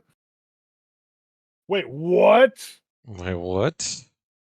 Wait, you just got Hannah rated? Hanex raid? What the? What? Hello. What's up, Echoes? Hello. Hello. Wow, we just live on this YouTube video have made a new milestone. Yes. What's You up, just Hannah had and a all the Echoes? holiday. Hello. Did you guys have fun playing Repo? How was Repo? How was Repo? Did you guys have fun? Thank you guys so much for joining us in here in the Nerd Cave. Oh my god. Guys, so many of our if friends. if you don't know Hannah X, please If you Max don't know Hannah Power. X, please go check out her stream. She's amazing. You love the whole Echo Net, all the Echoes. She is one of my favorite VTubers out there. Go check her out. Hannah X, guys. I know. Yes, Hana X is one of the inspirations that pushed me to go into Unreal. Ow! Exactly. Yeah. I would not be getting into this if it wasn't like people like Miko and Hana and others that kind of inspired me. Like you asked earlier, Gato, it's people like them who like kind of pushed me to, try to build my own environment and bring my own characters in here, Yes. Hello, Hana. Hearts. And in fact, you know what Hana did for me, guys? So I did not understand hand tracking. And Hana was nice enough in her Discord to tell me, what device to get and how it works for her. And I would not have learned that without, her being so gracious and being such a wonderful person. So thank you so much to our original Banana and also our Echo Queen. Thank you so much. Yeah, I'm gonna shout her out in my chat. Let's go play a flip.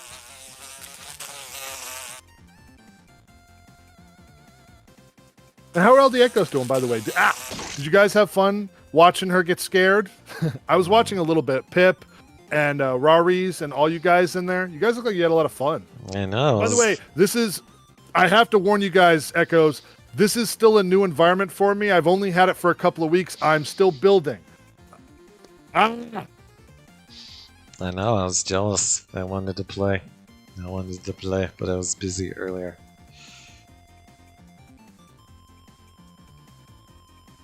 Oh, Chloe's talking. I wonder what Chloe's saying.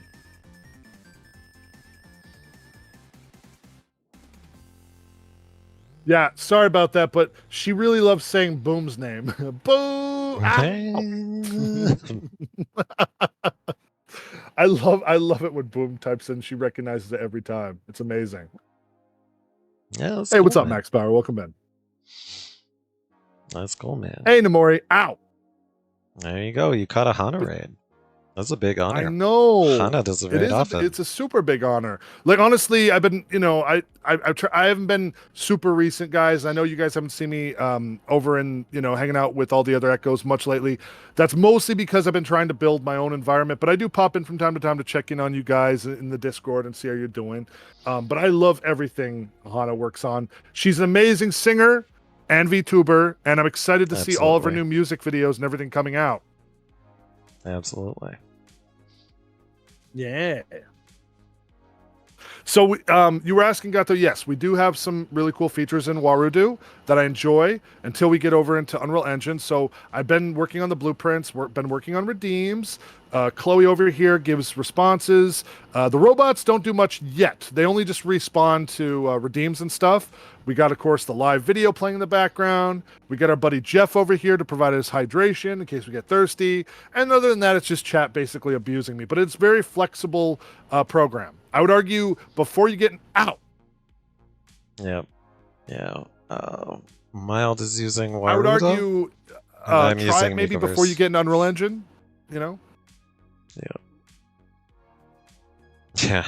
Unreal Engine is incredible, but it takes a strong machine. That's why It does. That's why I'm using the Miicoverse Ow. today. Because I am on a With the freaking second laptop try. right now. That is not the strongest of laptops. So. Oh, by the way, Echoes, if I didn't understand it, Happy Easter. Oh yeah, happy Easter, Ow. everybody. Ow. Ow. Yeah, we're just catching up with Mild. It's been a year. I interviewed him. He's in Warudo now. He started out in Yeah. animes, which now looking back in hindsight, he's like, why did I even go down that route? But that's kind of funny. Nope. It's kind of funny. Nope, never again. Listen, rookie mistake. Rookie mistake. Ow.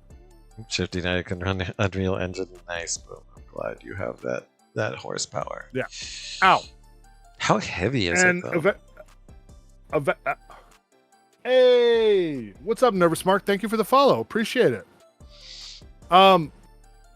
Eventually, we will be transitioning at some point everything over to Unreal Engine, but I just figured this is something fun for everyone. I can put in redeems, I can hang out with you guys, and I can still work on that in the background, which I think is a great way to do it too. Have an intermediary program that allows you to still have interaction with chat. Mm-hmm. What did they just throw at you? Did they throw? I think that's the nut. that? Chat likes the nut Look, for some reason. I don't what? know why.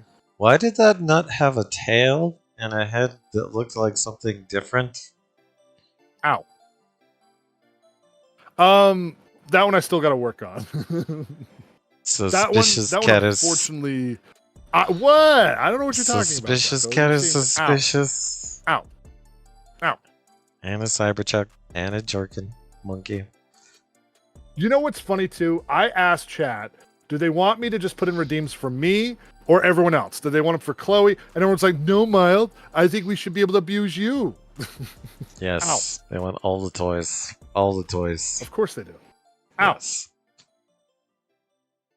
Hana. Oh, you know what's funny is Hana's like getting revenge on, like, if you ever Oh. spammed her stuff, Shoot. like she's just like Uh-oh.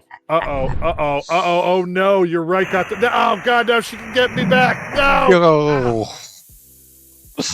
She's Look like at those people giggles.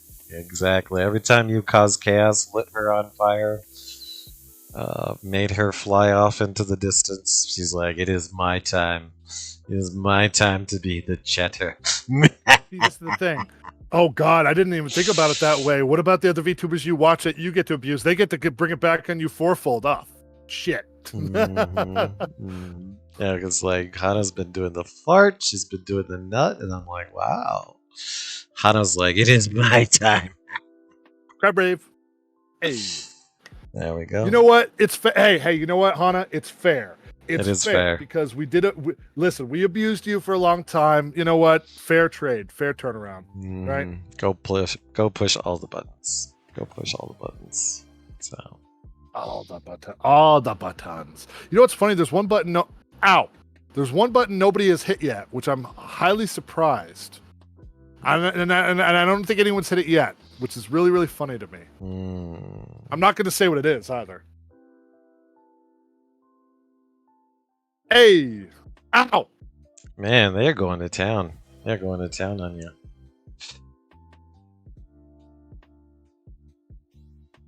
Nope, no one's found it yet. Ha ha ha ha ha ha.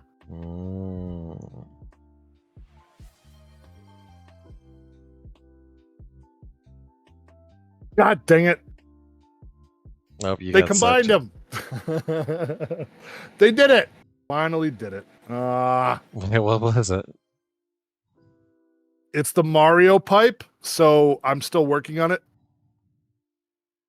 So it's the Mario pipe. So, you know, in Super Mario, he goes down the pipe. So I reversed it and the pipe comes up and knocks me out. Ah, very cool. Very cool. The only problem is with collisions in here and in your environment, if you try to bring stuff in, it always seems to... hold on.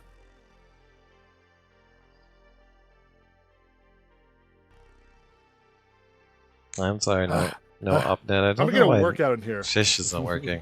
I'm gonna have to figure that out off stream. All right, calm, please. I will get you your channel points back. Audio is doubled. Oh, hold on, guys. Let me... Sorry if the... Oh, it is doubled. Sorry, guys. Sorry. Let me fix that. Gato, If it flies a wait, prize, say thank you something, for the Gato? resub. Thank you for the resub. If it flies a prize, how you been? Ow!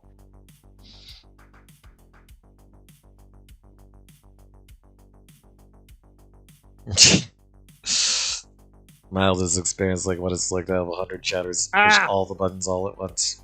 He's literally getting abused right now. Maybe I should tap over and start. That's Start all right. I abusing deserve this. Hold on. Let me fix the audio, guys. Sorry about that. Thank you for letting me know there's double audio. I did not realize. Apparently they don't hear me. properties. Apparently they don't hear me now. I'm fixing. It's Discord audio. Oh, it's good now, says Colin Plays. Is it? Is it good? Audio check mild I stream. don't Audio hear- check mild Can you stream. guys hear Gato? I know you guys can hear me. I don't know if you can hear Gato. Hold on, let me try to fix, guys. Sorry about that. Technical difficulty. No gato.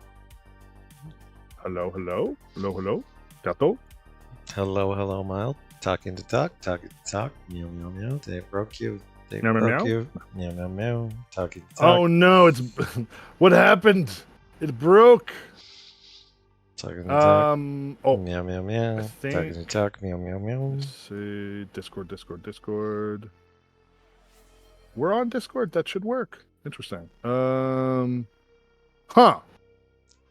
Flatter. If you spam flatter, it will make me into a PNG. Wait, keep talking to Gato. Say meow, meow, Gato, meow. meow, meow, meow, meow, meow, meow, meow, meow. Properties, Discord, audio. Okay, say something again. Yeah, talking to talk. There we go. There we go. Fixed. Alright, looks like I also need to reconnect to crowd control. 1 second here. Ow.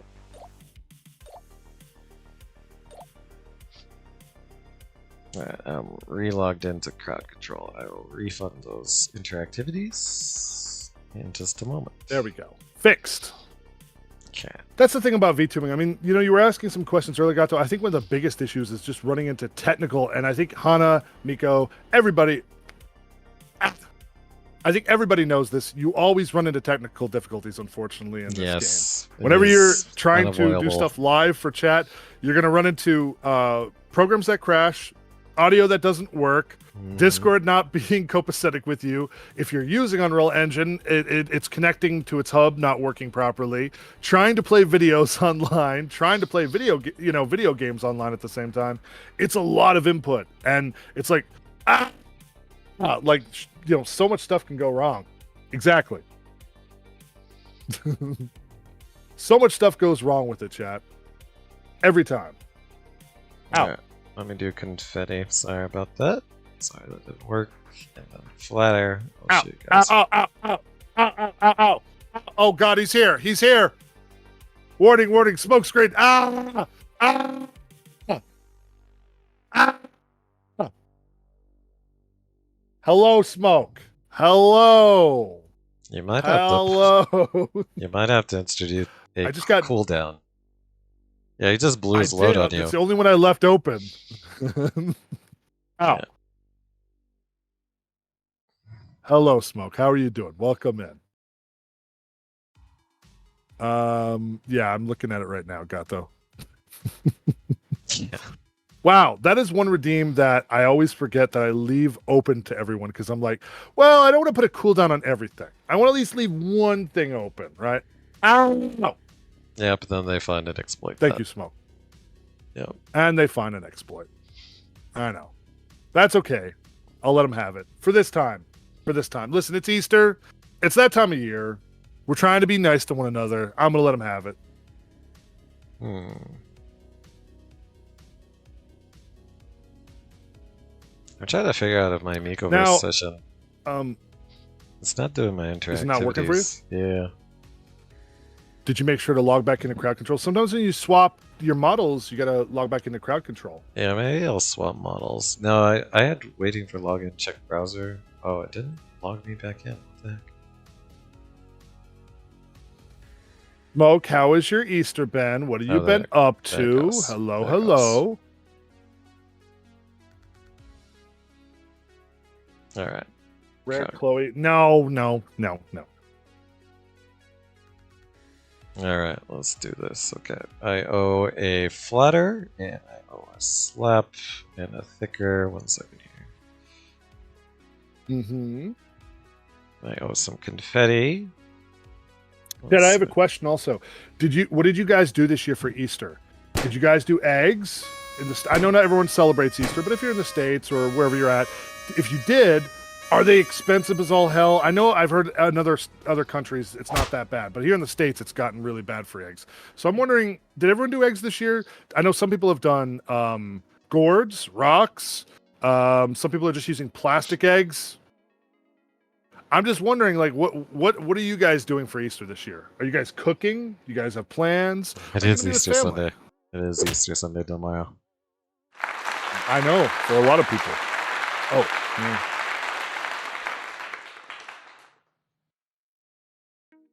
All right. Am I- That was quite the tangent we took. Anna's raid broke both of us. that's Hey, look at this, Mild. Now in your nerd cave, you got mechanics, you got little hollow. We're all in the nerd cave. We're in space with you right now. Yay! Welcome in, guys. Hello, chat. Don't go outside. It's space. Ow! Oh. Smoke! Smoke! Bad smoke. Bad. There we go.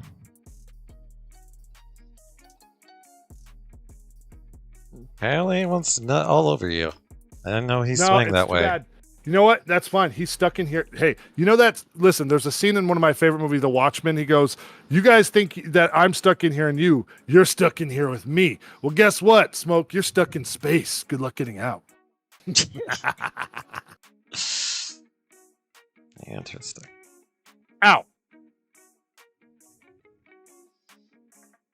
Yeah, let me see if I can get everybody in the frame. There we go.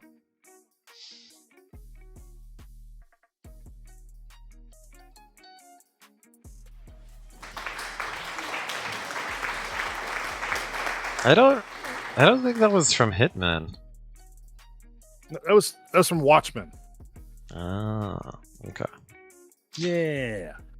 By the way, that's something that we do a lot. Actually, a lot of times we'll go over movies. We'll talk about like past events. We'll talk about TV series. But you asked me, Gato. That's another thing that actually gets me excited. We do movie review, and we'll talk about like some of the upcoming movies and stuff too. Oh, did Mild go to see Minecraft movie and lose his shit while watching the Minecraft movie? If you're asking, did I start fireworks? No, I did not. Throw popcorn, trash the place. No, nothing like that. Although I've been hearing about that. Apparently, Chet, have you guys gone and seen the new Minecraft movie? I hear a lot of people are actually loving it, especially if you're a Minecraft fan. All right, let's get this.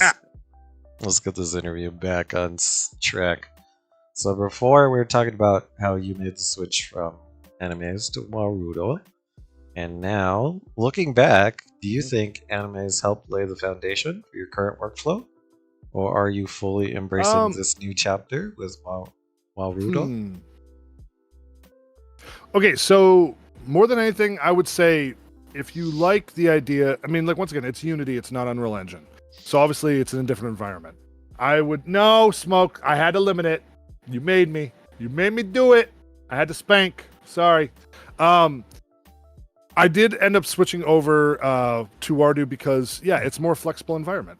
It's Unity based, but it does have its own Boolean, spaghetti logic, and it allows you to implement your own redeems really easily. It spells a lot of it out. If you understand how to set up all your string code, all your prompts, all your redeems, and tie it into your, Twitch API, it's not hard. And I feel like these are the programs that actually spell it out and make it super simple for like a lot of people. I feel like these were created by people who wanted to make environments without having to create complete Unreal Engine designs. The thing about Unreal Engine is it is expansive. It's amazing. It's visually stunning, right? The only problem I would say with it is sometimes is it can be a little bewildering to people that don't know the environment. Creating an environment can be relatively easy. Yes, you can start with a basic design and then import your elements in, and then put your own assets in, and then your own characters in. But understanding like how to program them, how to make them do repetition, what area to be in, setting up collisions, setting up physics, it's a lot of work. You're starting from scratch unless you already have stuff that people allow you to import files online, which is getting more and more prevalent. But I would still argue there's still a little bit of a wall for some people with Unreal Engine. Although, it is free. You can go into Blender, create your own models, then you can go into Unreal Engine and then import them. But you have to watch a lot of tutorials. Unlike people like Boom, who's understands Unreal Engine really well and has been working with Blender and creating models for such a long time and setting up all of the different string code and setting up all the rules, I feel like something like this can be a nice halfway point to getting into something like that. Yep.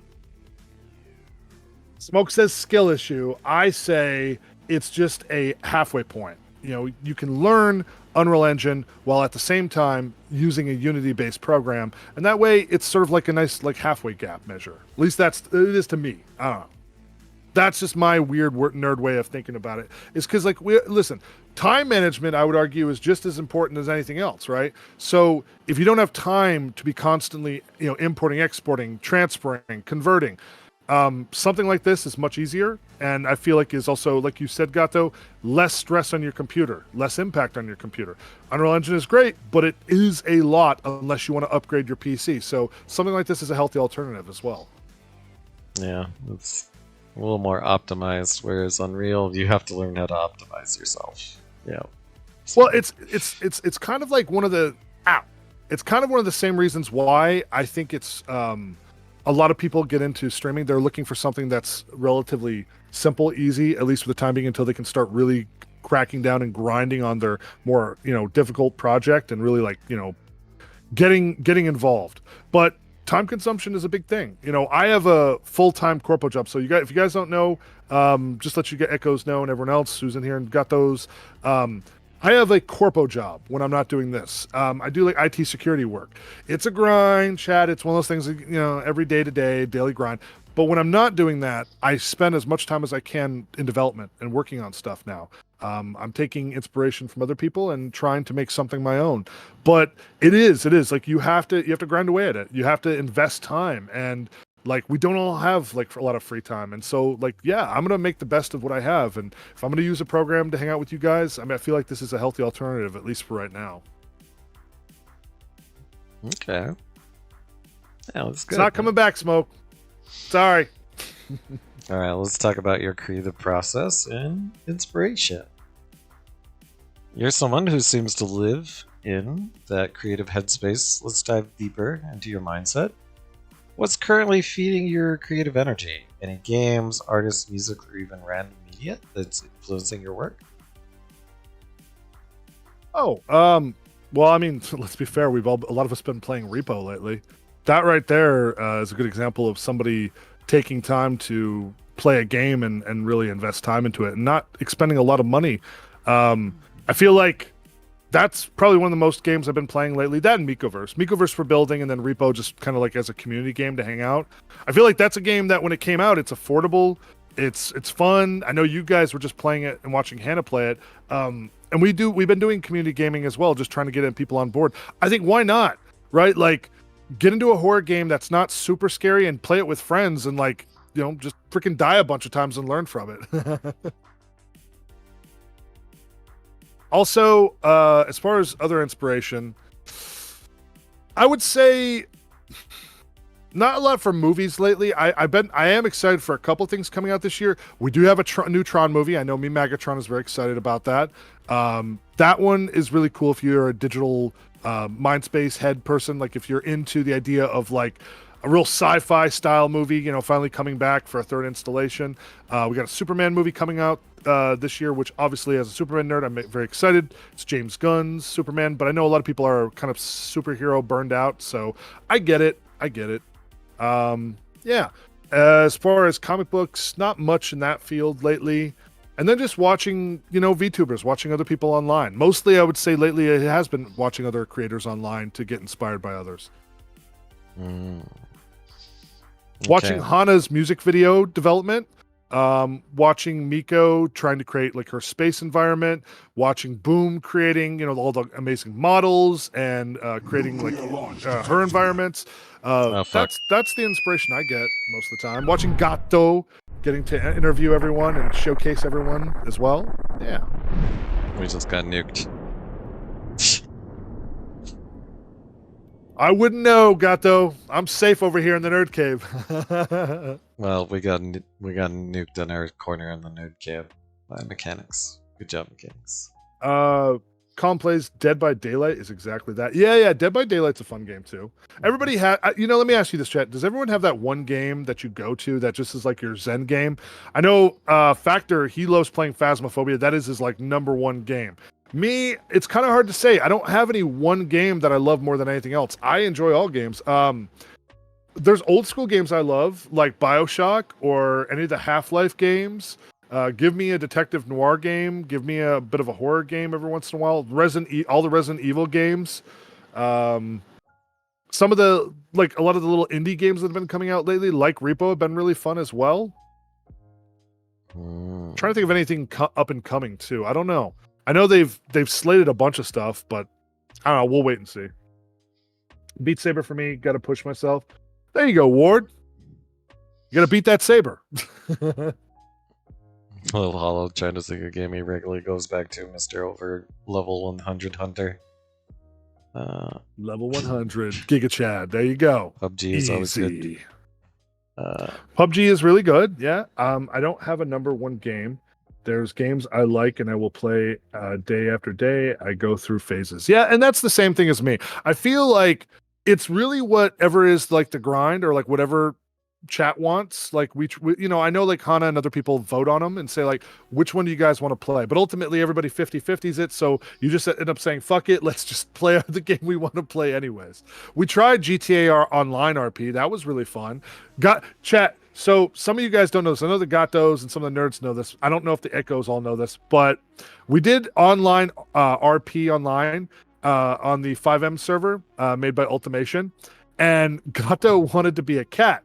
So Ulti kept telling him, dude, just be a human being. He's like, no, I'm going to represent a cat. I'm going to be a cat. And so we're just running around inside of the 5M server trying to survive zombies while trying to keep a cat alive. And it's so funny because at one point we realized the only way we can actually carry Gato is he gets deformed into like a suitcase.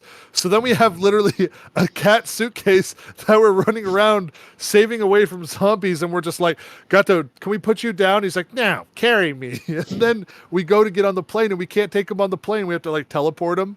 And I think at one point everyone's talking about a cat that has a gun trying to fend off the zombies, which was kind of amazing. Yes, that was the best GTA RPC stream of all time. Just saying. Literally carried. Literally carried. Yes, I was literally carried. Yes, he was, chat. He was literally carried as a cat in that game. Yes. Yep. Yes. And the funny part was we didn't even know it was Gato because it's not like you have name bubbles above your head, so you don't know who a person is other than by their voice or the person they're role playing as. And since Gato couldn't talk because he's a cat, all we kept hearing was meow, meow, meow, meow, meow. All right. When I first interviewed you, like your main focus and content was conspiracy theories in comic books. Mm. So now that you've evolved, Sensei, how do you approach your stream like as an artist? Are you a storyteller? Now you're a world builder? All of the above? Like, how do you approach streaming now? Coming up with your content ideas. Well, number one, I don't have to be a conspiracy theorist anymore. We're living in one big conspiracy these days, so I don't have to do much. I just have to exist. Other than that, honestly, I would say content-wise, it's evolved a little bit because when I first started, I thought about conspiracy theories, talking sci-fi, comic books. Later on, I kind of thought, let's evolve it a little bit more. Let's make a 3D environment.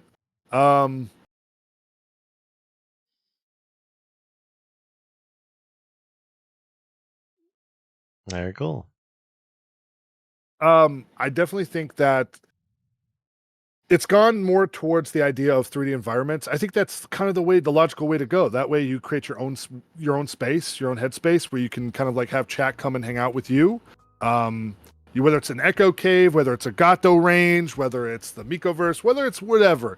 I feel like we all create our own environment so that we have our own flavor there. My flavor has gone more towards cyberpunk a little bit. Johnny Silverhand was right. Just saying.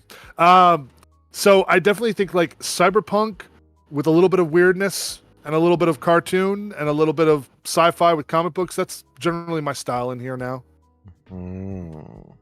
Okay. And that's a great game, by the way. Carmageddon Max Damage. There you go, Colin. Yes, I haven't played Cyberpunk. It's on my to-do list, but what do you mean when he says what he said? You said he's right. Oh no, that's a great game. Carmageddon Max Damage. Like we were talking video games, like some of that one game that sort of like is your go-to, like a vintage game every once in a while. I gotcha. Cyberpunk is so fun, says Little Hollow. Okay. Well, and remember we were even talking in remember when you did your last week's interview and you were getting to talk to the creator of Crowd Control. And I thought it was so cool, Gato, that like, we were able to talk vintage games too. And one of them was called Sea Man. And Sea Man is a game where you're basically this person that's watching a fish tank, and the fish tank has these creatures that sort of evolve. They start as like these little nematodes, and then they grow heads. And in the classic Sega Saturn, if you're older nerds and you played this game, he kind of evolves and he becomes like his own little weird fish man, and you can talk to him. And essentially, it was kind of funny. Hold on, she's talking. Yeah. What's so cool is that it was one of the first games that allowed you to have audio cues. So there was a microphone on the Sega Saturn where you could basically talk to the fishes. So I couldn't remember the game. I hadn't played it in a long time, or I couldn't even remember playing it. And Little Hollow was bringing it up the other day. And then, of course, we were talking during your last stream, and we were bringing up classic vintage games. That's another one that was revolutionary for its time. Narrated by Leonard Nimoy. And then literally he turns around in the fish tank and talks to you, the little fish characters, and you can give him comments and he'll actually respond back to you. And this is in like 2000. This is 25 years ago, chat. That is insane for its time. Oh, Knights of the Old Republic, says Wardstone. I do a yearly run for Comfort. That's another good Comfort game. Ooh.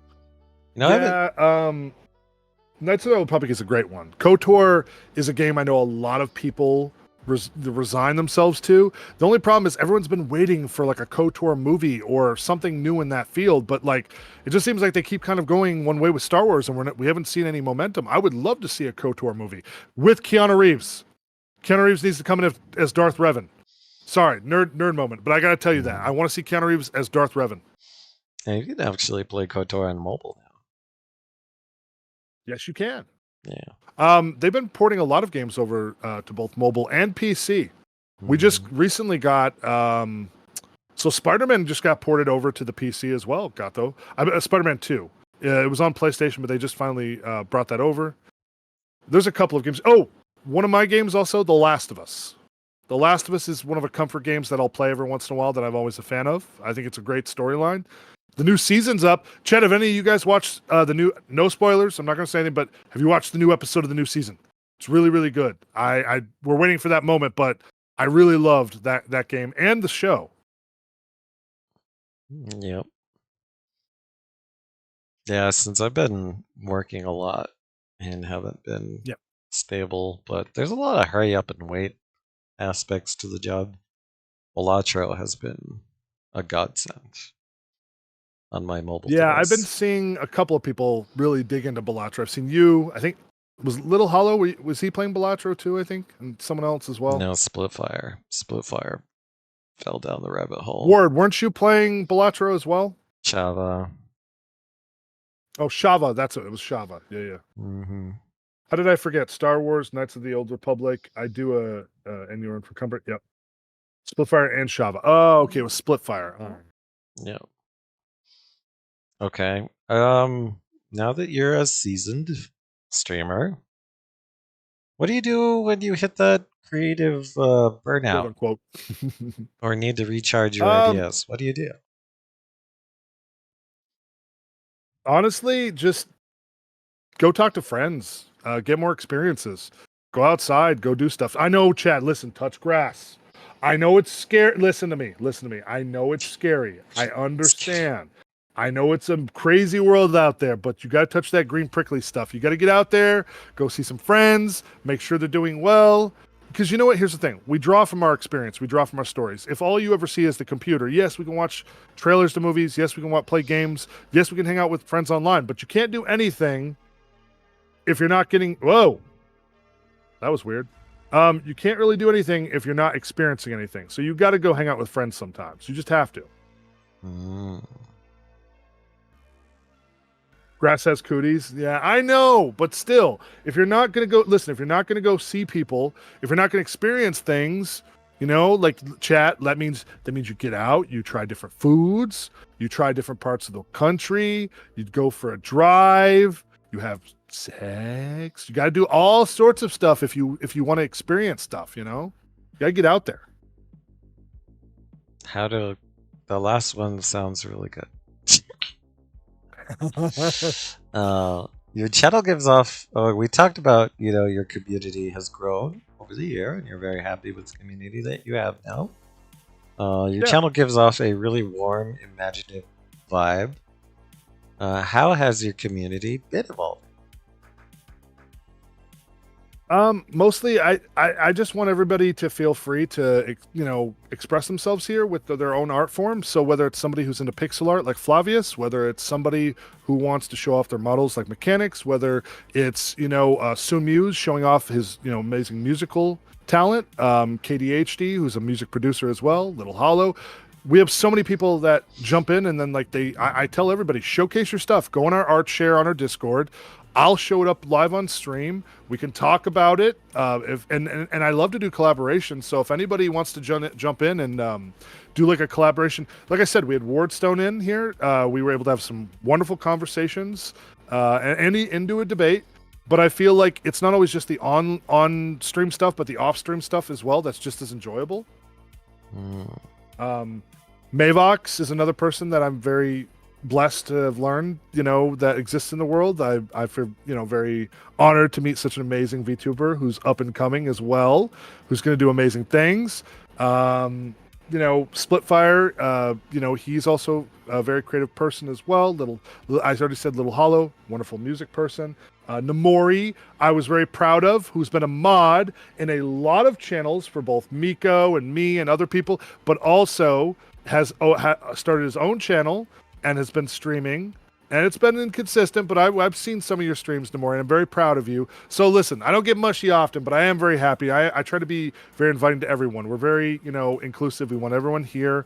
You know, I always say if you don't want to talk and stream, if you're shy, hit me up on a DM or write in a special chat in general, and we'll talk. But I want everyone to feel comfortable getting in here, and because like I would not be the person I am right now without other people supporting me and giving me some of that creativeness. Also, I will say, when I'm in corpo world on my day job, it gets boring, chat. It gets extremely boring. You know, I'm on the PC, I'm typing, I'm coding, I'm working on security measures. And it's just like, sometimes I just want something creative to do and watch. So when I can jump on Twitch on mobile, and I know it's mobile, yuck, but when I can jump on mobile and I can see Gato streaming, or I see Hana streaming, or I see Miko streaming, or I see Little Hollow streaming, I can jump online and I can watch them, and I can and be entertained. And I feel like that's what makes Twitch such a great place. Or whatever, Kick or Facebook games or whatever platform you're on.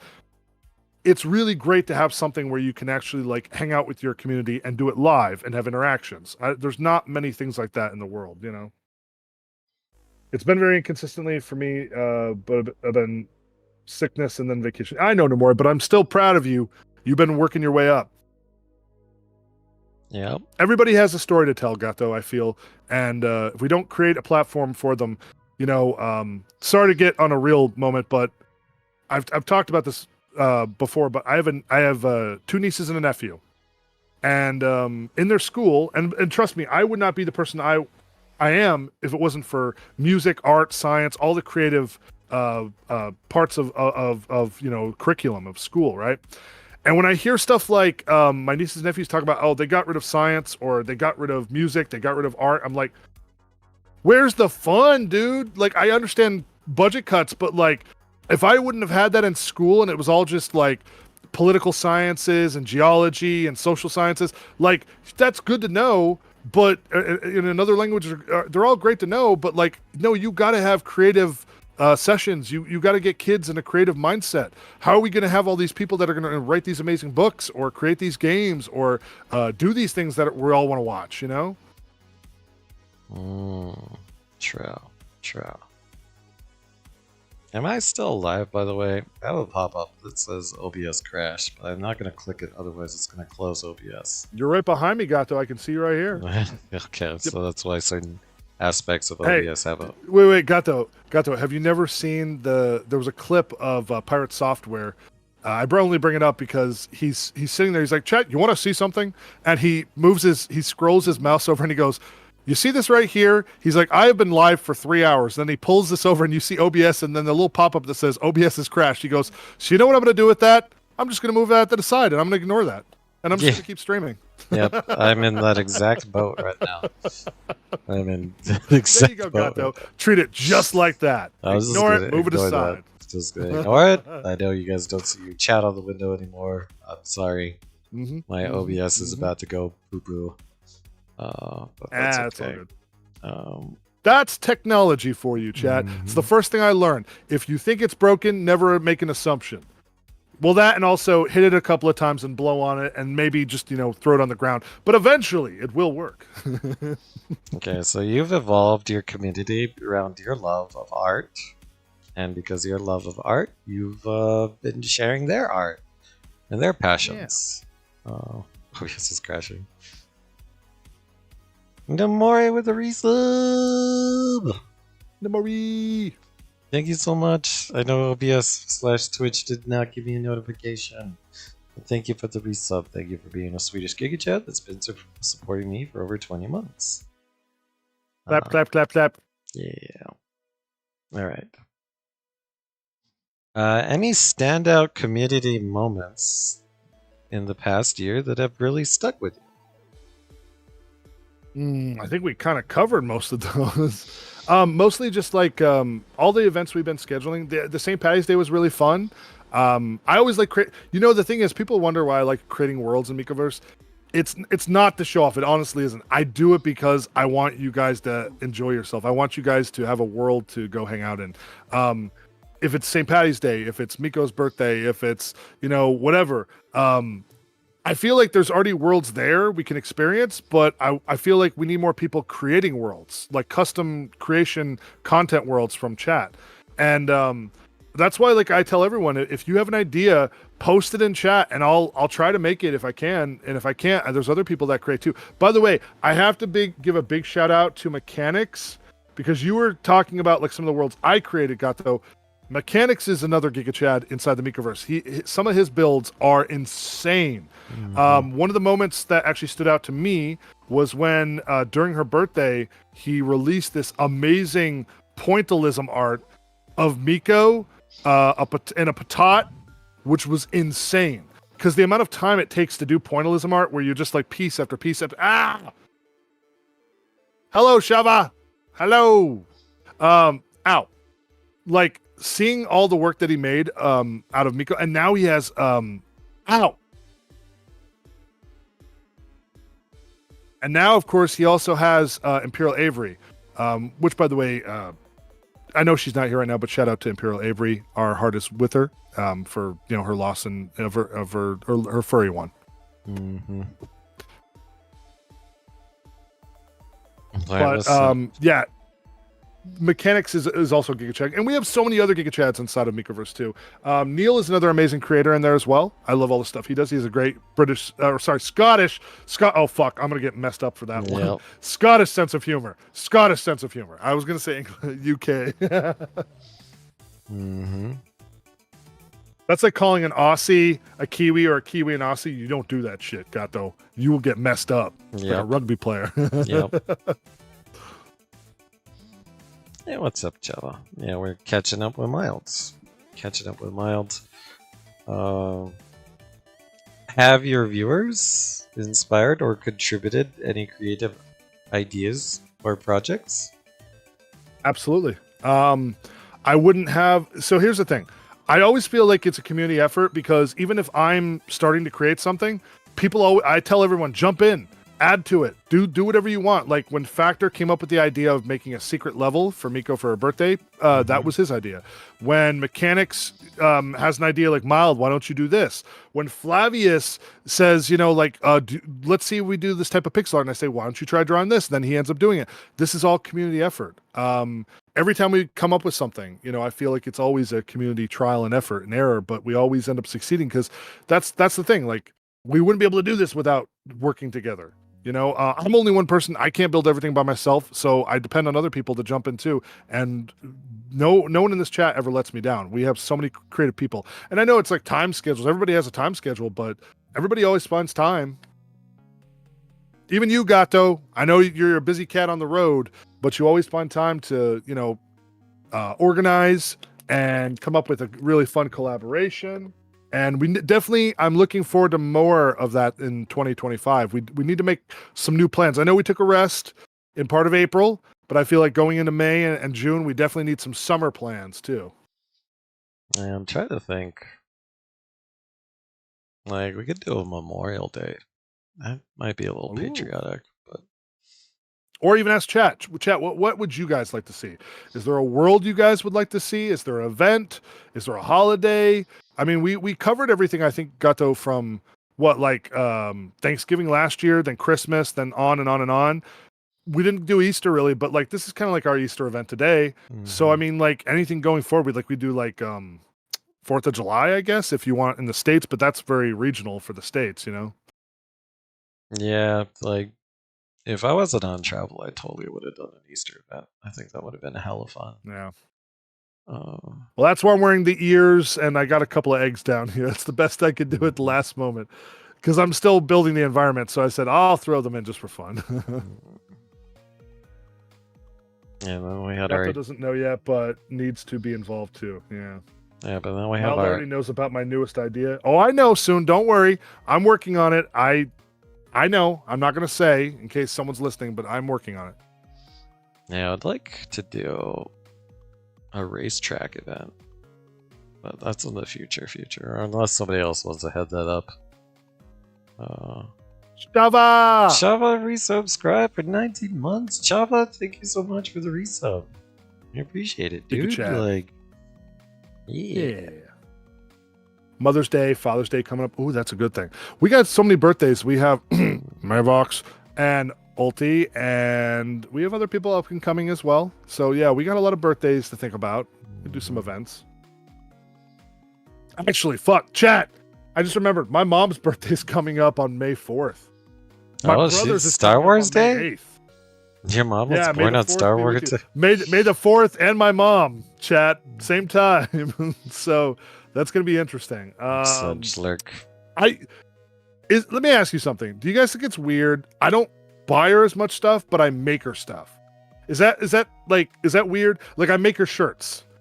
Because I have a that's way better in my opinion. I figured if I make her shirts, she usually seems to like them. I do like pastels with gold leafing and tropical themes and stuff. Wait, Ulti is another Jedi Yep, born Ortiz on is May the 4th? fourth too. Hmm. Indeed, he is. Hello there. Okay. Gato, I will be right back. I'm just gonna grab a water real quick. Yeah, we'll have to come up with some other ideas. Like, just obviously during travel, I can't do crap. But a racetrack event would be fun. Ah. If we do a Memorial Day event, that could double. We'd probably repurpose the map for 4th of July, too. Just a Yeah, few- that could be fun. could just- Actually, we wait, could- no, I have an idea. We I can have make an a idea. America map. America map. America. No, I have an idea. Gato, we did a Phasmophobia, and we did it we called it multilingual Phasmophobia. It was me, Factor, Ulti, Flavius, and we all spoke a different language, and I was the only one speaking English. And here's the funny part, chat. We played multiple games of Phasmophobia, and at least one, if not two of us died each game, right? Then we played it where each one of us had a handicap because we all just speak in a different language. We all survived. The one where we all spoke different languages was the one where we all survived. That is insane. We should do that again. We should have like a multilingual day, like where like everybody gets to celebrate if they know a second language, use it. We could have Korean. Oh, imagine if like Hana or Miko or someone. I know they're extremely busy, but imagine if we could get someone else who's Korean. They come in with theirs. We have French, we have English, we have German. We have a bunch of people all playing one game together. We could try that with Repo too. Although Repo, you don't have to talk as much. I mean, communication is good, but like I feel like Phasma, you definitely have to talk. Melting pot day. True. Melting pot day. That's what we could call it. Yes, that way it covers everyone around the world.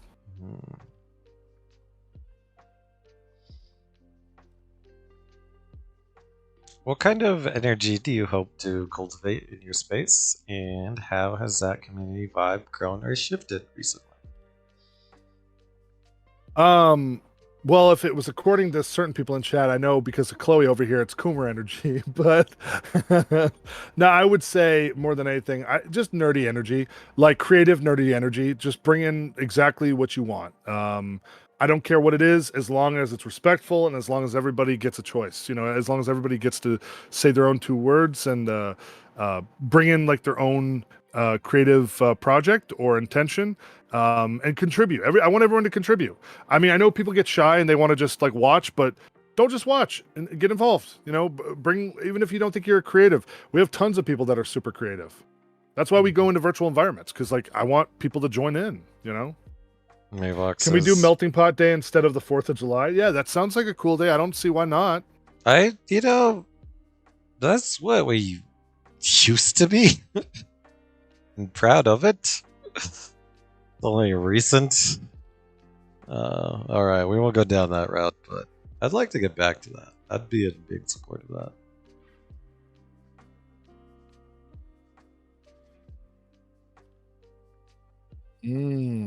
Melting Pot Day. I actually like Melting Pot Day better than most other days I've seen as of lately. Like, there's a couple of days I understand why they were created, but like Melting Pot Day is just kind of like a day for literally everyone. I know you don't watch Seinfeld at all, Gato, but there was an episode where they came up with a holiday called Festivus, which they said it's called Festivus for the rest of us. It's literally, instead of a Christmas tree, it's just a pole with some like tinsel or a little garland on it.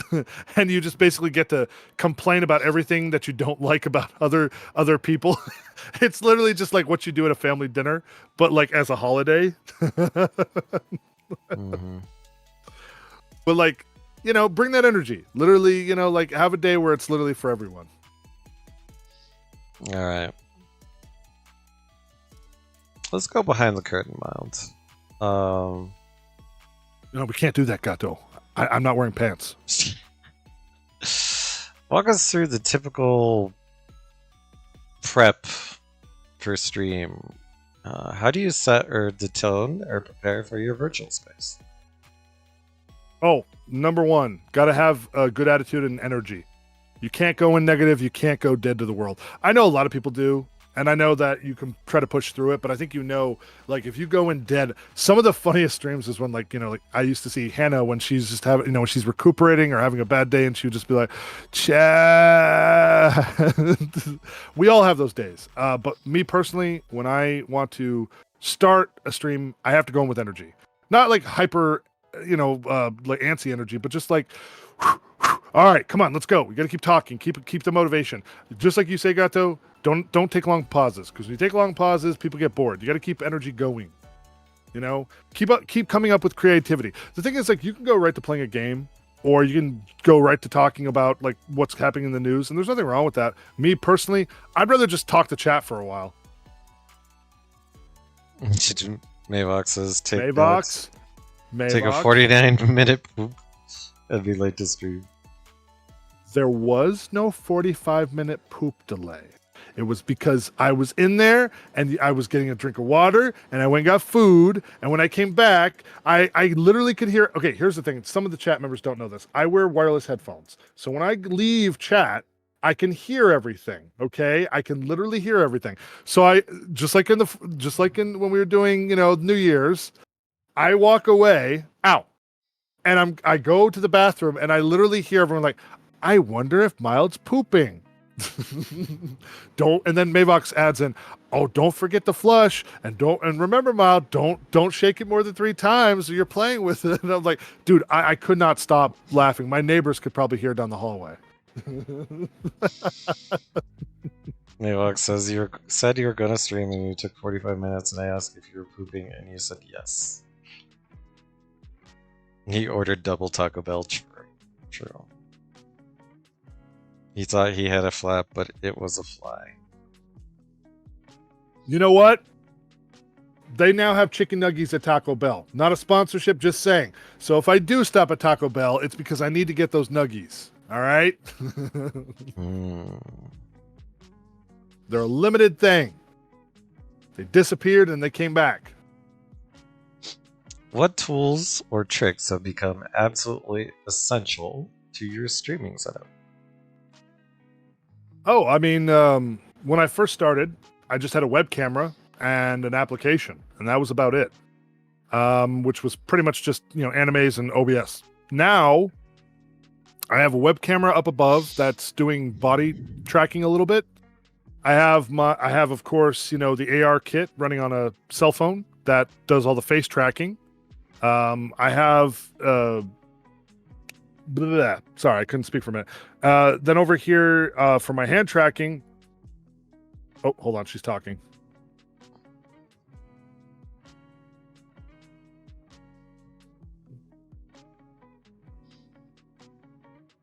Baku.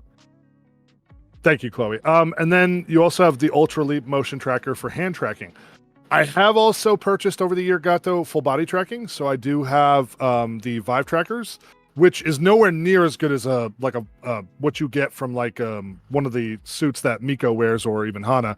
I just use the Vive trackers, but it's 6 points of tracking. It does pretty well. I know Box TV would argue you should get more at some point, and I do agree. I'll have to get upper arm and lower arm, but between the Vive the Vive trackers, and I also have a face mount tracking camera that works with the AR kit, and then I have the index controllers for the haptic feedback with the hands. So it's a couple of different technologies.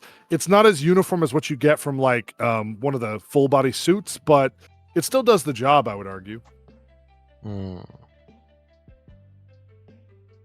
Gato, when are we going to get full body cat suit? No, thank you. No, thank you. I'm a very lazy cat. Oh, they actually brought up a very good point. Are those nuggies at Taco Bell any good? Yes. Anybody try them?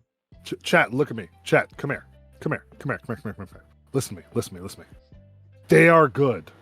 They're one of those things that you have to get. It's like that little time offer that is going to disappear at one point. Kind of like when the McRib is back, right? It's not going to be there forever. I understand that, but while it's there, I suggest you try it. Just get it. And if you don't want to use their sauce, get your own sauce. I don't even use that. I use Sweet Baby Ray's Hawaiian sauce. It's really, really good. But go try those nuggies. Because you think Taco Bell, you're thinking like, I don't go to Taco Bell for nuggies mild. I go to somewhere like Chick-fil-A or KFC or one of these other places, Popeyes. But no, they're actually kind of good. I like Pollo Loco better, says Chava. And poor little Hollow doesn't have Taco Bells. And Maybox says, I was very surprised how good they were. Well, there you have it, Gatos. There you have it. Well, I have to go try Do you want to know something, Gato? I have never had El Pollo Loco. Never tried it. We don't have it where I live. Yep. How do you... We got like mom and pop taco shops, but that's about it. How do you balance the technical side of streaming, like rigged scenes, Chloe, Warudo, etc., with keeping things organic and fun?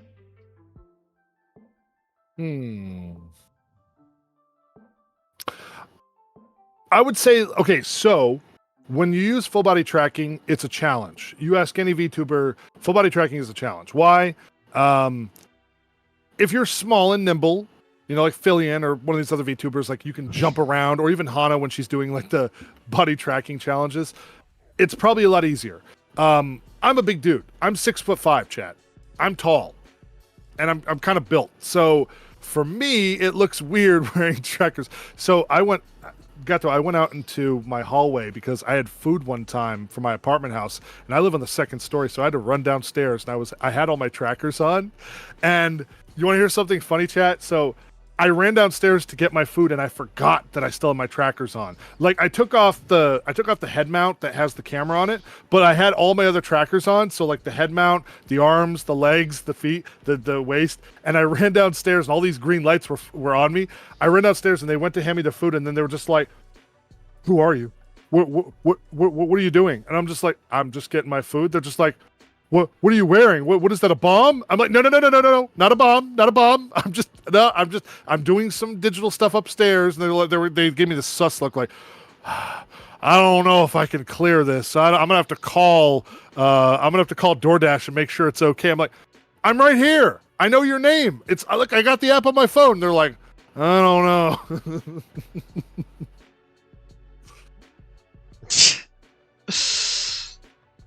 So I'm guessing you don't balance it very well. Long story short, it's a challenge. It's an uphill challenge. If it's just like this, like upper body tracking, it's not terrible. But of course, you have to make sure everything's running on your PC all the time and make sure you're not using up too much resources. I keep track of Task Manager. I think we all do when you're running OBS, your virtual space, any other plugin applications, Twitch API. It can lag sometimes, and it is a technical challenge, but I do the best I can. I think we all do, Nomori, don't order DoorDash and a mocap notice. Yeah, exactly. Or do. Maybe you'll scare the guy away and you won't have to pay anything. Okay. All right, let's talk about the future, looking ahead. What's something you're working on or dreaming, or that you haven't shared publicly yet? That's hard. I pretty much share everything. I don't really keep much from chat, but I would say, so very soon, I want to create part of the environment that allows chat to join me inside of the Nerd Cave. Now, bear in mind, it's small right now. There's not much to it. It's just a single, asset room. But I will be building hallways. Kind of similar to like, Hana Spaceship, but I'm going to have secret underground, like kind of like of the Bat Cave, although we're going to call it the Nerd Cave. That'll be downstairs. Maybe there'll be an outside area. I'm not sure yet. The future's unsure, so I can't really say for sure, Gato, but I would argue I do have expansions in the works. There's going to be other characters I'm going to bring in here, but more importantly, I want to get chat in here. I want everyone, just like Miikoverse, obviously Miikoverse is the place to go when all the VTubers want to like come hang out, but if for just this nerd environment, I want to create an area where like a bunch of nerds can all run around in here. I just haven't figured out what model to use for that. Yeah. Interesting. Are there any upcoming projects, maps, or Chloe updates you could tease? Well, it's funny you say that. I was just talking about that earlier. Chloe has been updated quite a few times. This is many iterations. I kind of refine the model over time, just like a lot of people do. I am working on different outfits for her. Like I just added the boots in, but I also have like full, complete outfit changes for her. I was thinking about building other personas as well. So like right now she has like her general Chloe persona, but I was thinking about putting in different ones as well. Like she has, of course, her more malicious side, the virus. When she's not being my AI, she can go back to her original programming and become the virus chat. You gotta be careful of that. She'll get inside of your browser history. So there's that. Also, I might make more interactions with the robots in the background. They're not just for looks. I might throw some other stuff in. Outside of here, so everybody knows, I do a couple of different shows inside of Mikoverse. We have Master Debaters, which is where we like to invite people in, and I would love to get everyone to collaborate. If anyone's interested and they want to do a debate-a-thon in there, let me know. Join the Discord, throw in some ideas. We'll get you in there. It's hosted by Ninja Gato, sometimes Split, or whoever wants to be our admin fill-in host. Also, besides that, we also have a dating show with Chloe, where you can try to win the hand of our AI on a date, and we do a point system there as well. So, yeah, we have a couple of different ongoing shows as well. I hope for 2025, like I said, the expansion of the cave works out. And maybe we'll get more collaborations with other bigger VTubers as well. I would have loved to play Repo tonight with everyone else. I was too busy working on this stuff. But maybe, we'll do that in the future as well. I'm looking forward to it. Okay. Is Chloe getting jiggle physics? Already has jiggle physics. Nice. You didn't know that, Gato? Nice. All right. Coomer cat. Here, I can show. Hold on. So, if you look down here, yes. What? I'm just answering a question, chat. Look. Now, it's not really super pronounced in here. My OBS is it's actually forked. it's actually way more pronounced in Mikoverse than it is in here. But yes, she does have jiggle physics. But if you're wondering why I didn't really increase them in here, chat, there's a good reason. Because I'm not going to make that type of environment just yet, okay? She has some slight hair physics and jiggle physics. I could have increased them, but I started to notice some issues in here. And also because it's Unity, it's a little wonky. I might mess with it a little bit more. I don't know. Mikoverse, it's a lot more pronounced, though. But that is an Unreal Engine, so. Yeah, I'm sorry, guys. All my alerts are broken since OBS is broken right now. I appreciated you trying to get me say the new Ninja. I'll refund those channel points after stream. Ow, Jeff. No, Jeff. Like the thing is I realized, when I first started making Chloe, I knew there was a certain group that was just like, well, ow. I knew there was a certain group that was going to say like, well, make her for a certain group of people. Maybe there's other platforms mild for her, and I'm aware. But like, I want to keep her within TOS. Like I get it. If you wanted to really, there are other VTubers and other people that go and get into the field of lewd tubing. There's some pretty amazing ones too that Mavox has shown me as well, like Cottontail VA. She's actually very talented and beautiful voice. Also, Project Melody, she's another one as well. Some of them transcend just being inside of regular Twitch digital environments and go beyond.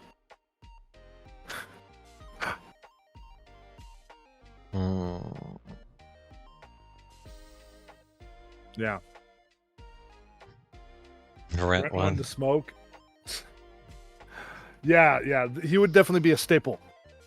I know, he'd turn Chloe into a Bikini Hot Tub streamer for sure. Well, that's the funny thing is, like, I've thought about making a bikini outfit for. Ow! Oh, you just had to throw and dance, didn't you, Noah? Yes, I had thought about maybe putting her in a bikini or whatever, but I just don't want to hear everyone complain and say, you're trying to nut too much, Mild. Don't keep trying to give in to all the coomers. I was like, look, I got to give them a little bit of fun every once in a while. Come on. Because if it wasn't this nerd, if I disappeared, at least you'd still have Chloe. Am I right, chat? My Twitch app is super broken. Can someone punch Mild? No! No! Ow. Ha! Missed. Dodged it. Okay. Look at that cheese back there. You can meet in the middle. You could do like the America bikini top with the Daisy Duke shorts and boots for the 4th of July or Memorial. Ow. I could. You are correct. Well, you know, because we have the island now in Micoverse, so it makes sense to at some point make a bikini outfit for it. But this outfit's actually very different from how originally. The two of us. We're just getting owned. This one is actually different from how it originally looked. I tried to be more form-fitting with it. There are other things that I have to work on as well. Ow! Chat hitting me with a Tesla inside of here. Come on. And there I go. I get What, whacked. Gato? Micoverse. Let me ask you something. I want to flip it around on you. What do you look forward to the future in 2025 for the Ninja Gato program? I have no idea, dude. I need to figure out something for my travel / mobile requirements. That's what I have to work on. I tried to run my project on this laptop, and with all the cats, bro, it was Ow. 2 FPS, which makes me sad. I mean, we all have to sacrifice a little bit in here and make concessions on some stuff. Nobody wants to make concessions, Gato, but it happens. Your time is just as precious, and you have to have that time to be able to create in here in this virtual space. But let's say time was not an issue. You know, money's not an issue. You have the PC you need. What would you like to do in 2025? I hadn't thought that far ahead, dude.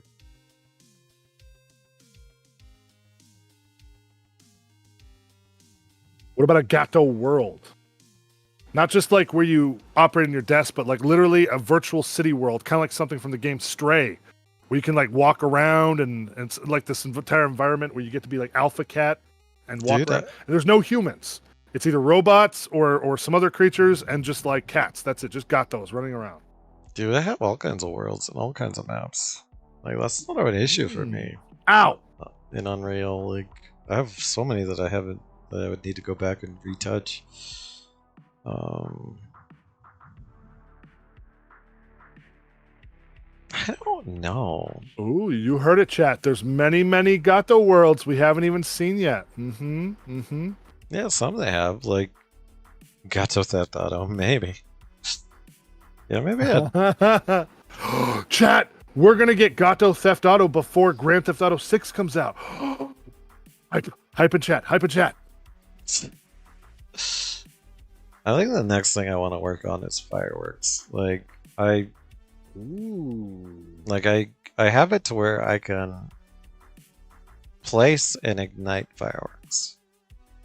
But I would like it to where, like, to add more chaos where chat can spawn in fireworks randomly. And Now, pop off are all those fireworks. particles going to kill your program, though? Oh no, not the 4090 machine. 4090 machine will handle it just fine, but definitely not this 2080 laptop. Do you I don't know. got one last question to you? Do you plan on upgrading to a 5090 at some point down the road? I don't know. It would be nice to, because the 5090 is a 2-slot, whereas the 4090s.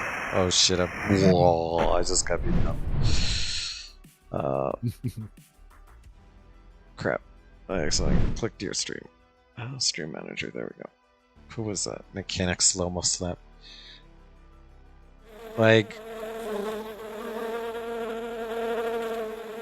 for simplicity, I might just buy a 5090 laptop if I could. If I could. They don't seem to be in stock anywhere. Or I'd build a ITX 5090 build. Well, you know, we were just able to actually get a system for Splitfire, and he just actually ordered one just tonight, and I think it had a 4080. I think it was like a 4080 system Nice. with a 90, with like a Series 9 processor with 32 gigabytes. I think we got everything all said and done for like maybe about a little over $2,000, which wasn't bad actually in this market, considering the GPU itself these days is going to cost you at least like, you know, $1,400-$1,500 or more. Let's be fair. Oh, it's a 5070 Ti. Dude. Oh, no. Sorry. Not the 4080. It was the 5070 Ti. Yes. Why is everybody staring? That's right. We tried to get the 4080 series, but it was sold out. So we ended up finding the 5070 Ti instead, actually. But that's still a really good deal considering that's a new series card out there. Yeah, it was out of stock. Yeah. Well, we were considering looking. We looked at both online, and then we you know, there's not a lot of places nearby, so the closest place is like a Best Buy to them. So I feel like another idea is if I could find one of those Costco 4080 builds. Okay, chat, did you ever think that a Costco was going to be the place to buy your computer? Like, I never thought of Costco that way, but like, yeah, apparently Gato showed us like they're selling decent PCs at Costco's now. That's crazy. Well, they're MSIs, dude. They're not. But the real question is, Gato, do you get the double chocolate chip cookie? I want the double chocolate chip cookie. Kirkland brand PC. No, it was a legit MSI. Comes with a warranty. Like I was like, if I could have found one of those 4080 builds, dude, I totally would have bought that up and just you know, scooped up all the parts and made something in an ITX form. Chicken bake, true. The chicken bake. Exactly. All right. If I check on you in a year, what do you hope we'll be talking about in a year? Probably my rehab. No, just kidding. More than anything, I'm probably thinking, I don't know. Hopefully, I've finished the build in here. Maybe started even thinking about migrating things over to its next generation over in Unreal Engine. Much larger scale. And who knows where it goes from there. I would like to do some IRL events. I can't really talk too much about it, but we do have a couple of people that are planning coming in October, meeting up in Orlando. So we're doing our first sort of Twitch meetup then, which is going to be amazing during TwitchCon. And I know a lot of people are going to TwitchCon over on the West Coast. I'm not going to be able to make it to the West Coast. I know Mavox, Ulti, Imperial Avery, as far as I know, are all going to be going. Factor as well. I'm not going to be able to make it to that one, but I will be on the East Coast, and we were talking about meeting up in Orlando this year, which I'm excited for. Oh, nice. Congratulations, dude. Yeah, you know why, chat? We're going to Orlando. We're going to become wizards. Orlando. Right. Orlando. Yeah. We're going to go to Universal. You know, ow. I've never been to Universal Studios, Gato. I have never been to Disney. I've only ever been to Six Flags, and that's it growing up. Like, so I've never been to any of the big stuff in Florida. This guy. That's cool. I know. I had to do the Disney experience once as an emotional support guy. Ow! I'm good, dude. I'm good.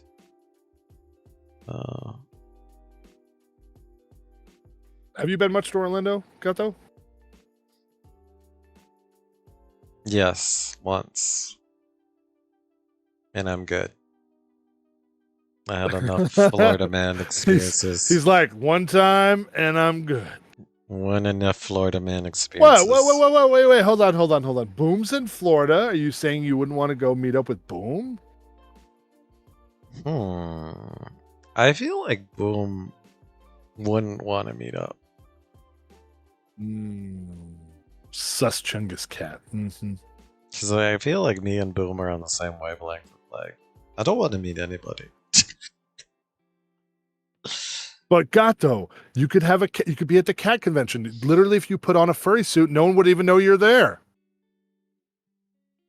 Boom would squish Gato for fun. Maybe. So.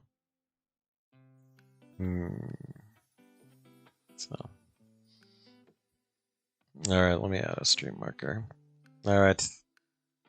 Oh, Hey, mild Nox, are you worried we're gonna get stream sniped? stream sniped. Nobody knows. Yeah, if I put mild, put his mild suit, I wouldn't know it's him. Actually, I won't say what I was gonna say. I'll save it for offline. Ow. All right. Mild. Yes. Can I check up on you in 6 months to a year? Maybe we'll do. If you can we'll find me, sure. Yeah. Yeah. Well, maybe I'll mix it up. Maybe we'll mix up the format or something. But it's been good, man. It's been nice to catch up with you. Absolutely.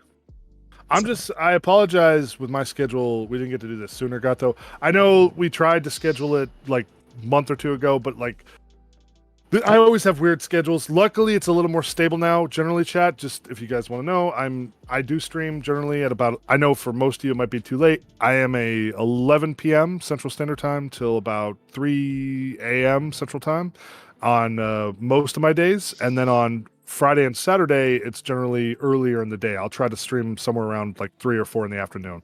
So unless something's going on, unless I'm working on a project, but those are generally my hours. The only reason I don't have a set schedule is because being an IT guy, they're always calling me for stuff. In fact, I was just talking to Split earlier, working on his computer. We were talking about like all the specs and everything, and like literally I got called by work again because they needed help logging into a system. So it's like I'm always on call, and I always feel bad if I make promises to you guys and I have to break them. So I just say I keep a loose schedule, and I'll try to notify you guys if I'm not gonna be able to make it. You know. Mm-hmm. Oh, that's not bad.